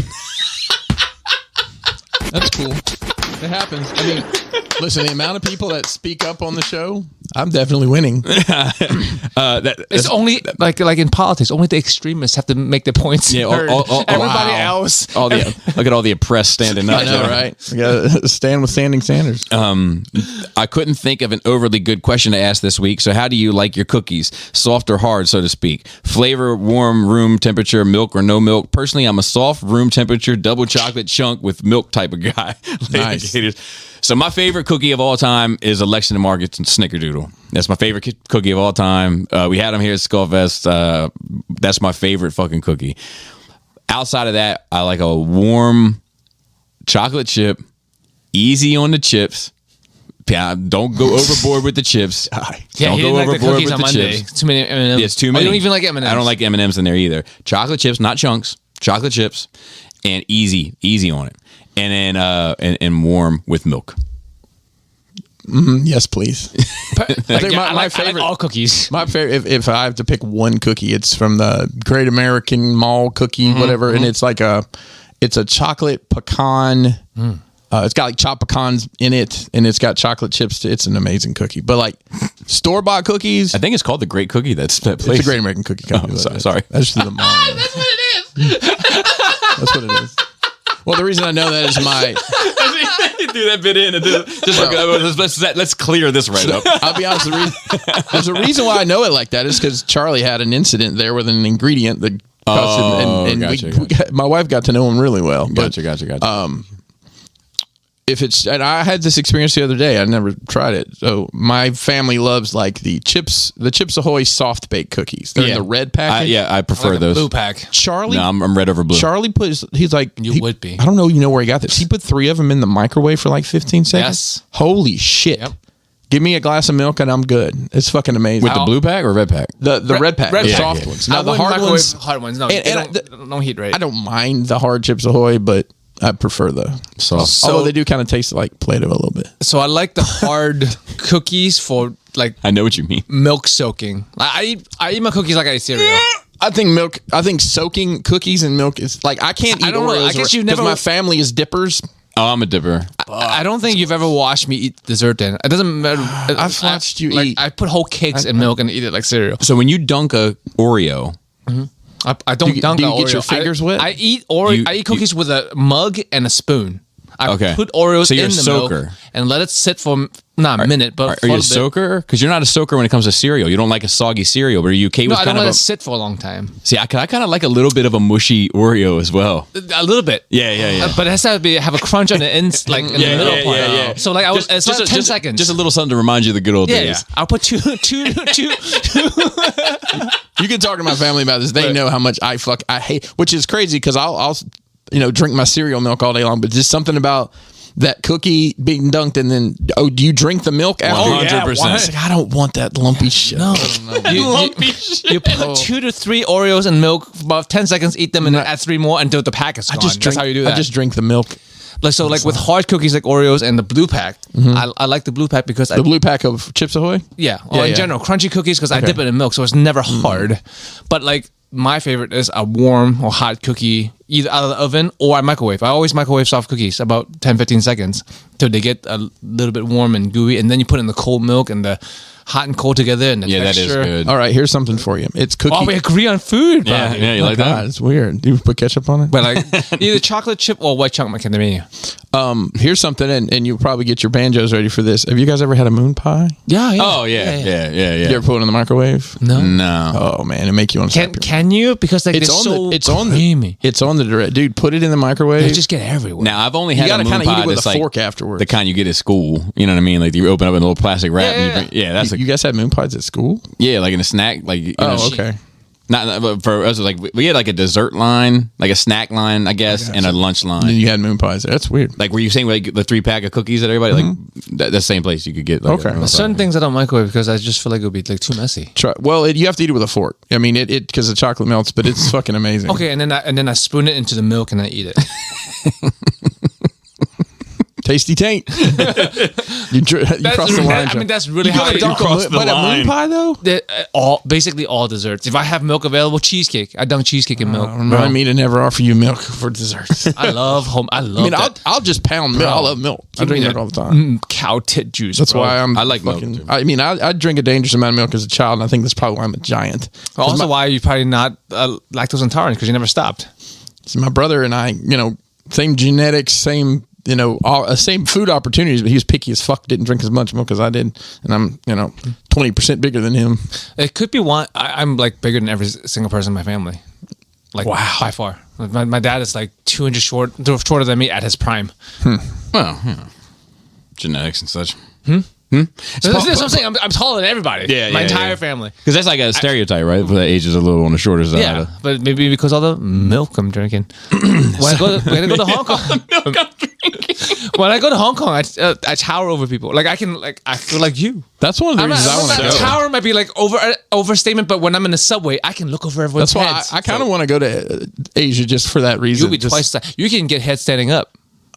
Oh, there's a lady. Interesting. Slightly bent over. So I'll tell you, I had the pleasant or unpleasant, depending on how you view the circumstances, which I won't get into. But I'm going to say pleasant experience to be in a jockey locker room. I felt like a god. Oh, those dudes are all like 4'11", right? I mean, if they're lucky. I mean, it was just like, as soon as I walked in, I wanted to be like, take me to your chief. I have blankets for trade. Take me to the leader of your people. It's like fucking Xerxes in 300. Yes, that's how I felt. Like Xerxes in 300. Did this come to mind? No. They're not little people. They're not just little short people. I know they're not, even but- proportionately. yes. It's Maybe just to- like to him. They're just like miniature And they all ponies. sound like they talk like this every time I hear a jockey talk. But I was just like, I mean, when I walked in, I was just like, oh my goodness, little friends. We're gonna get so much shit for this. I'm just being honest. But people don't like honesty. So this is a long one, so to speak, but it's from Paul C. Fellow yellow. Before my Thanks for question, the gift. I have foisted up on Bobby that he has to watch The Great Wall with me and do a commentary. yes, which I'm down for, by the way. Before my question, I did want to talk about the glowing and glistening Uncle Dolphin at Skullfest. Dante and I were actually talking about it about 3 hours after Dante was supposed to have gone home then. Sounds about right. Joe was definitely enjoying himself and was in his element, but that does not mean he's an extrovert. The best way to tell if someone is an extrovert versus an introvert isn't really to see if they are comfortable around people, it's to see how they feel after those kinds of interactions. After being surrounded by dozens of people, extroverts feel energized and can take over the world. Introverts need to decompress and take some time to themselves. They will need time to recenter, even though both may enjoy being in that environment at the time. The same exact circumstances will affect, not effect, he says in parentheses. See how I brought it back, he says? Them differently. Neither of them is wrong, they are just different. So let's tackle that for a bit. I agree. But nobody ever called you, to Paul, I'm saying, nobody ever called Joe an extrovert. Not as much, but you I feel like you, in your head, I love people more than I do. I love being around people more than I do. Yeah. Than I think I do. Than you think you do, is what I think it is. But I think that you are an introvert. But I think, like in the same breath, to tackle this, like I also need that time alone after Skullfest to decompress. But you're ready, like 2 days later, to have another fucking party. Yeah, so maybe I'm just less of an introvert. By this logic, And I think only because you have to clean up afterwards. Well, so this year I weaseled my way out. Yeah, because Paul C cleaned up for you, pal. But that too. But because I took my Irish boys down to DC, so like my wife did it all. I think it was at like a neighbor's house. You could do it every day. Yeah, maybe. So anyway, I had a bunch of questions ready to ask, but I find myself still fascinated by the 16-year-old mind of young Will, or ill Will, as Bobby has more basically badassly named him. We already heard about his plan to sleep in public bathrooms so that he could wake up early and not get in trouble for being home late. Amazing. Let me tell you his 2 other plans. After being convinced not to sleep on the floor of the public bathroom, he then reconsidered and came up with the better plan, to sleep outside in the playground. When we wouldn't let him do that, he was still worried that Mr. and Mrs. Skullface would rat him out to his parents. To avoid that, he was going to pretend to be asleep in the hopes that Laura would text his mother saying that he fell asleep on the couch. When I asked him why bother lying about it and why wouldn't he actually sleep there, he said, and why wouldn't he actually sleep there? He said no, he had to pretend like he was asleep and not actually be asleep. These are some crazy ass scenarios that only a 16-year-old would think were good ideas. Right. My question now, I swear that kids are so bad at lying nowadays. They come up with this stupid ass shit where we were just better at it when we were their age. Or did our parents always know but didn't bother putting up a fight? Follow-up question.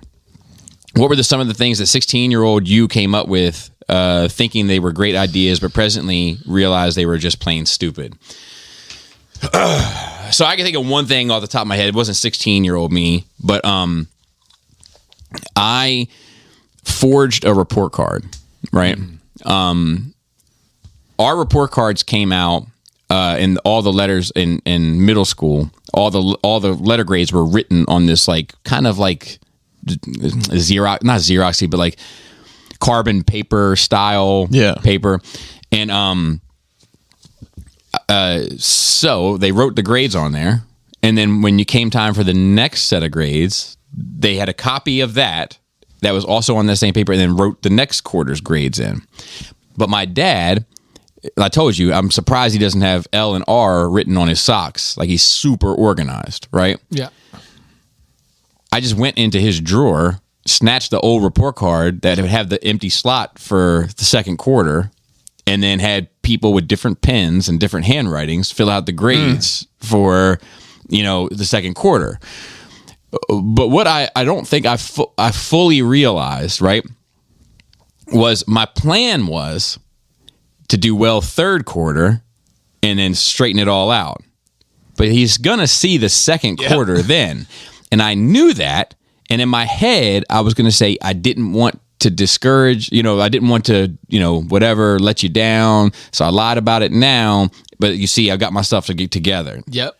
But the lying would have pissed my father off way more than the grades, in hindsight. But I couldn't see it. I don't think that I fully understood how kind of powerless a parent is. Especially at that age, it's like he can't beat you. Yeah. It's weird, it's like you can just take stuff away. But for whatever reason, like not being able to go outside when I was like that age, like with neighborhood kids and all that kind of stuff, or hang out with the guys, it seemed like the end of the world. Like I would never recover from it. But like the truth is like as an adult and having kids myself, you kind of realize how a punishment for your kids is a punishment for you too. Yep. Because you have to stay on top of that shit for it to be of any meaning. It's just more work for you. Yeah, you had to watch it. But I couldn't see that. To me, it's like he just loved to hand out a consequence. And he was one of those, like, one time he grounded me indefinitely. Indefinitely. And your father means shit like that. Yeah, right? and I was on restriction, like no phone, no TV for over a year. Jesus. Oh my God. Yeah. Oh my God. Because I continued not to be able to get my shit together. So I just kept fucking up. And he's like, that's why we were indefinite. Wow. I mean, he had fucking tenacity. Yeah. Dude, I told you, some banks will take his word as collateral. If you're like that, but my dad said, I'll pay it back. Like, oh shit. Yeah. Give him $10 million. There you go. I can't think of anything right off the top of my head. I mean, just lying to my parents about this dumbest shit and getting in trouble. Bad, like stupid just lies. Dumb shit. Like one thing I remember is like we had a field trip at school, and my mom had given me money to like buy something, food or whatever. Well, the field trip got rained out, and then like me and my buddy bought like concession stand snacks during PE or something, and I lied about that to my parents, and I'm like. Thinking about it later, I'm like, what the fuck? It was right before my birthday, and like, I fucked up my birthday. I didn't, they took back some of my fucking gifts and shit. Jesus. I'm like, over like me and my buddy getting a fucking Snicker. Why didn't I just say, oh yeah, me and so and so got a candy bar at lunch. Here's the 18 of the $20 or whatever. I don't know. I think at a younger age, too, certain things seems like a bigger deal than it is to an adult. Like to Will, it was a much bigger deal than it probably is. Right. Right. Even if he was across the street, exactly, someplace safe. That relatively a neighbor's adult, right? Not adult party, but like grown up party, right? So to speak. When I was a fine line there, buddy. By age, yeah, and like I wouldn't have him at the Halloween party, just in case, but like this is like, it's gonna be fine. Yeah, but similar to you, at younger age though, because I was in Hong Kong, so under 10. So, because Asia land is wild, we don't have we have like quarterly or semester report cards, but it's all in the same book. We have a handbook, a book that we did graded every day. It had the 7 days a week with slots. And then one time and so it's a continuous book for the whole year. Right. Next one. So one time, I was in like November or December, several months into school, I fucked up real bad, and the teacher has written notes in there, right? So I think I stole, I'm not sure. I got my hand on a fresh book, copied the entire old book with that out, right? So I got away with it for my parents, right? Because they checked, but I'm sure as a parent, now thinking as an adult, like they probably didn't fucking look at every page to make sure it looked the same as it did yesterday, right? Yeah. So, but when I went back to the school the next day, the teacher's like, where's the note I wrote yesterday? And in my head, I became one of the dumbest lies. I would use whiteout, and I whited it out, and then I scraped out the whiteout, and the words came with it. In my head, in my 10-year-old head, that makes sense, right? And then so the whole fucking thing blew up. It's like that I fucking got a whole other book, fucking copy all the shit, forge all, like wild. Well, I'll tell you, But that was a lot of effort. yeah, for sure. Sounds like it. And real dumb lie. Yep. You believe in weird shit when you're a kid, bro. I was actually thinking back on it, like I was pretty slick with my shit, like most of the time, you know, like I did this one, like I was failing a grade, I was failing a class, and they sent home a report that my father had to sign, and I forged the fuck out of his signature, and it was awful. Like it was atrocious. It's like I wanted to get caught. Like when the serial killer like leaves his like ID on the guy.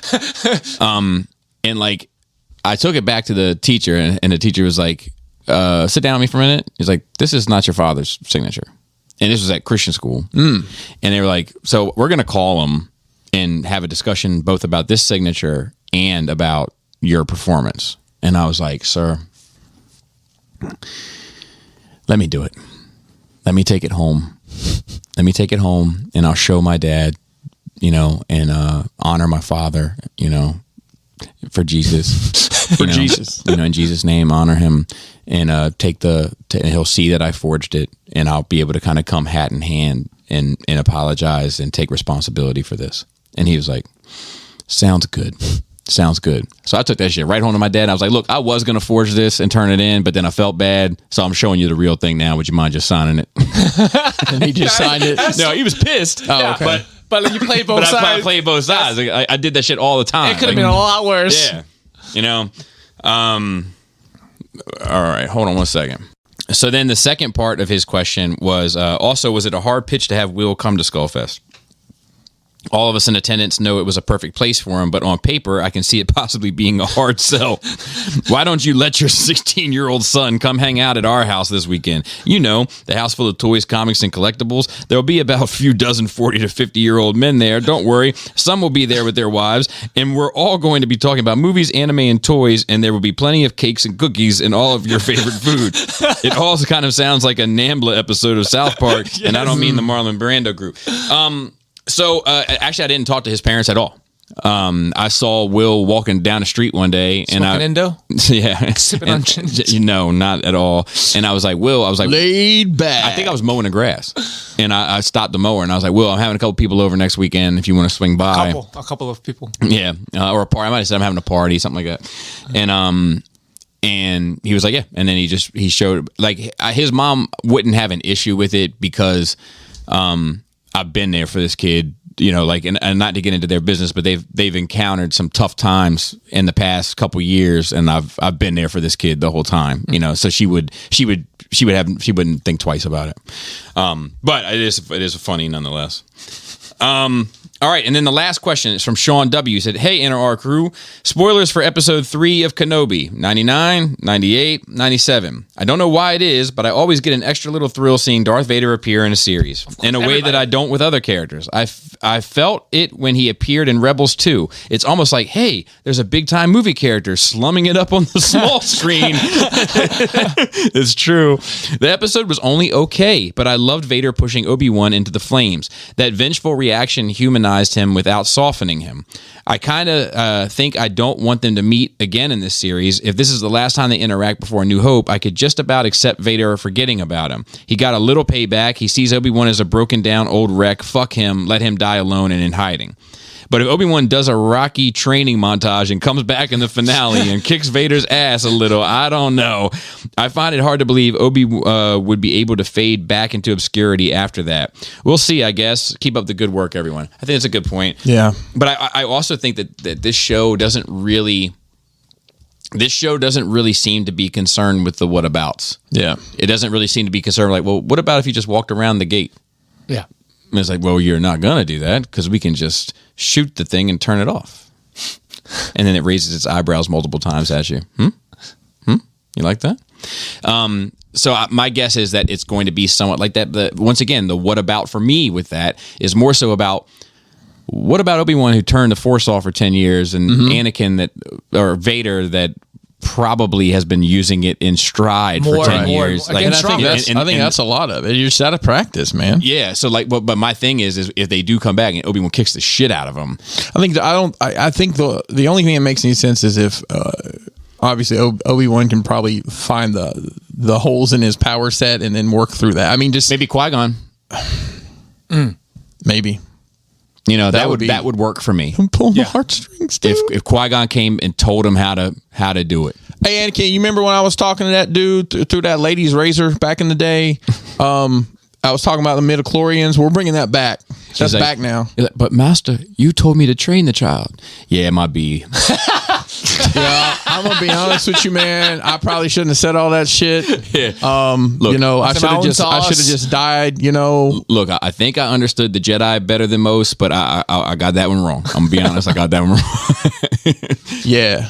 Like I think I may have become somewhat of a hater, right? So when I see Vader show up randomly in the Star Wars shit, like I'm just like, again, come on, really? It's right. Like, A, he's not special anymore. He shows up in everything. It's B, it's like, why do we fucking need him in everything? And also when that happens and people get fucking excited, I fucking roll my eyes. I'm like, ugh, of course you would. Right. Fucking That's how I felt about Luke and Mando.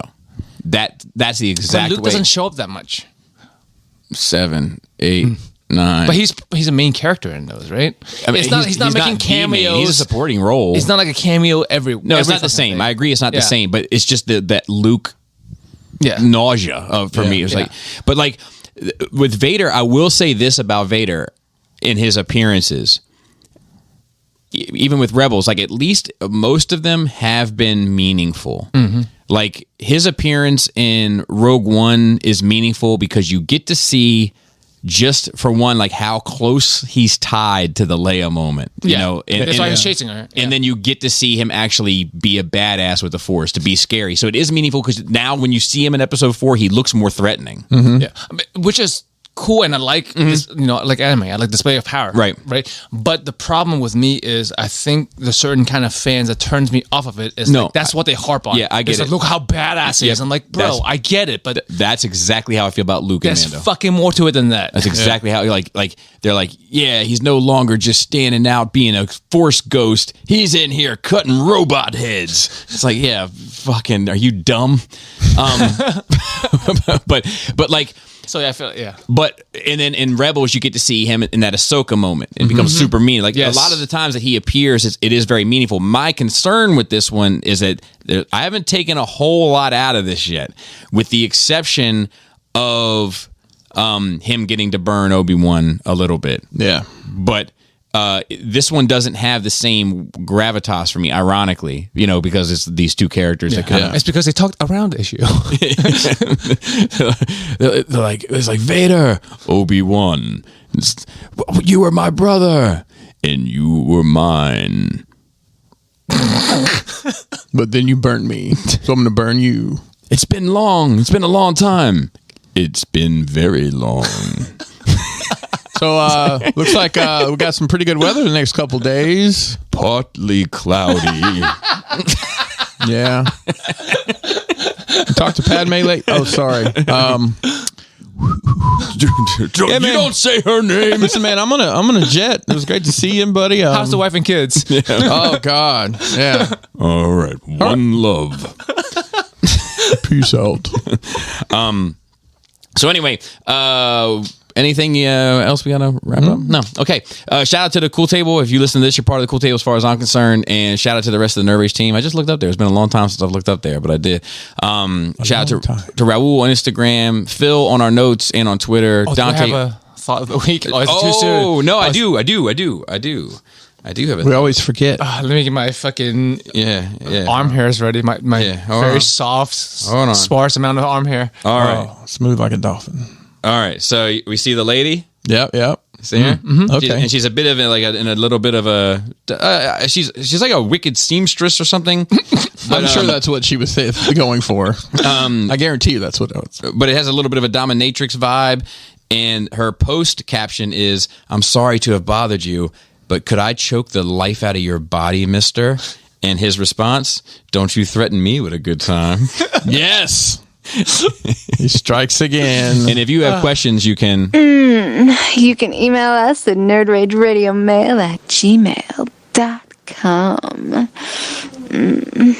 And The last part. Yeah. Did we forget anybody down there? I think we got everybody. Shout out to anybody working behind the scenes. We do have something special planned for next week if it comes through. Something special. And with that, Flappy labius. Tasty taint. tight dick player.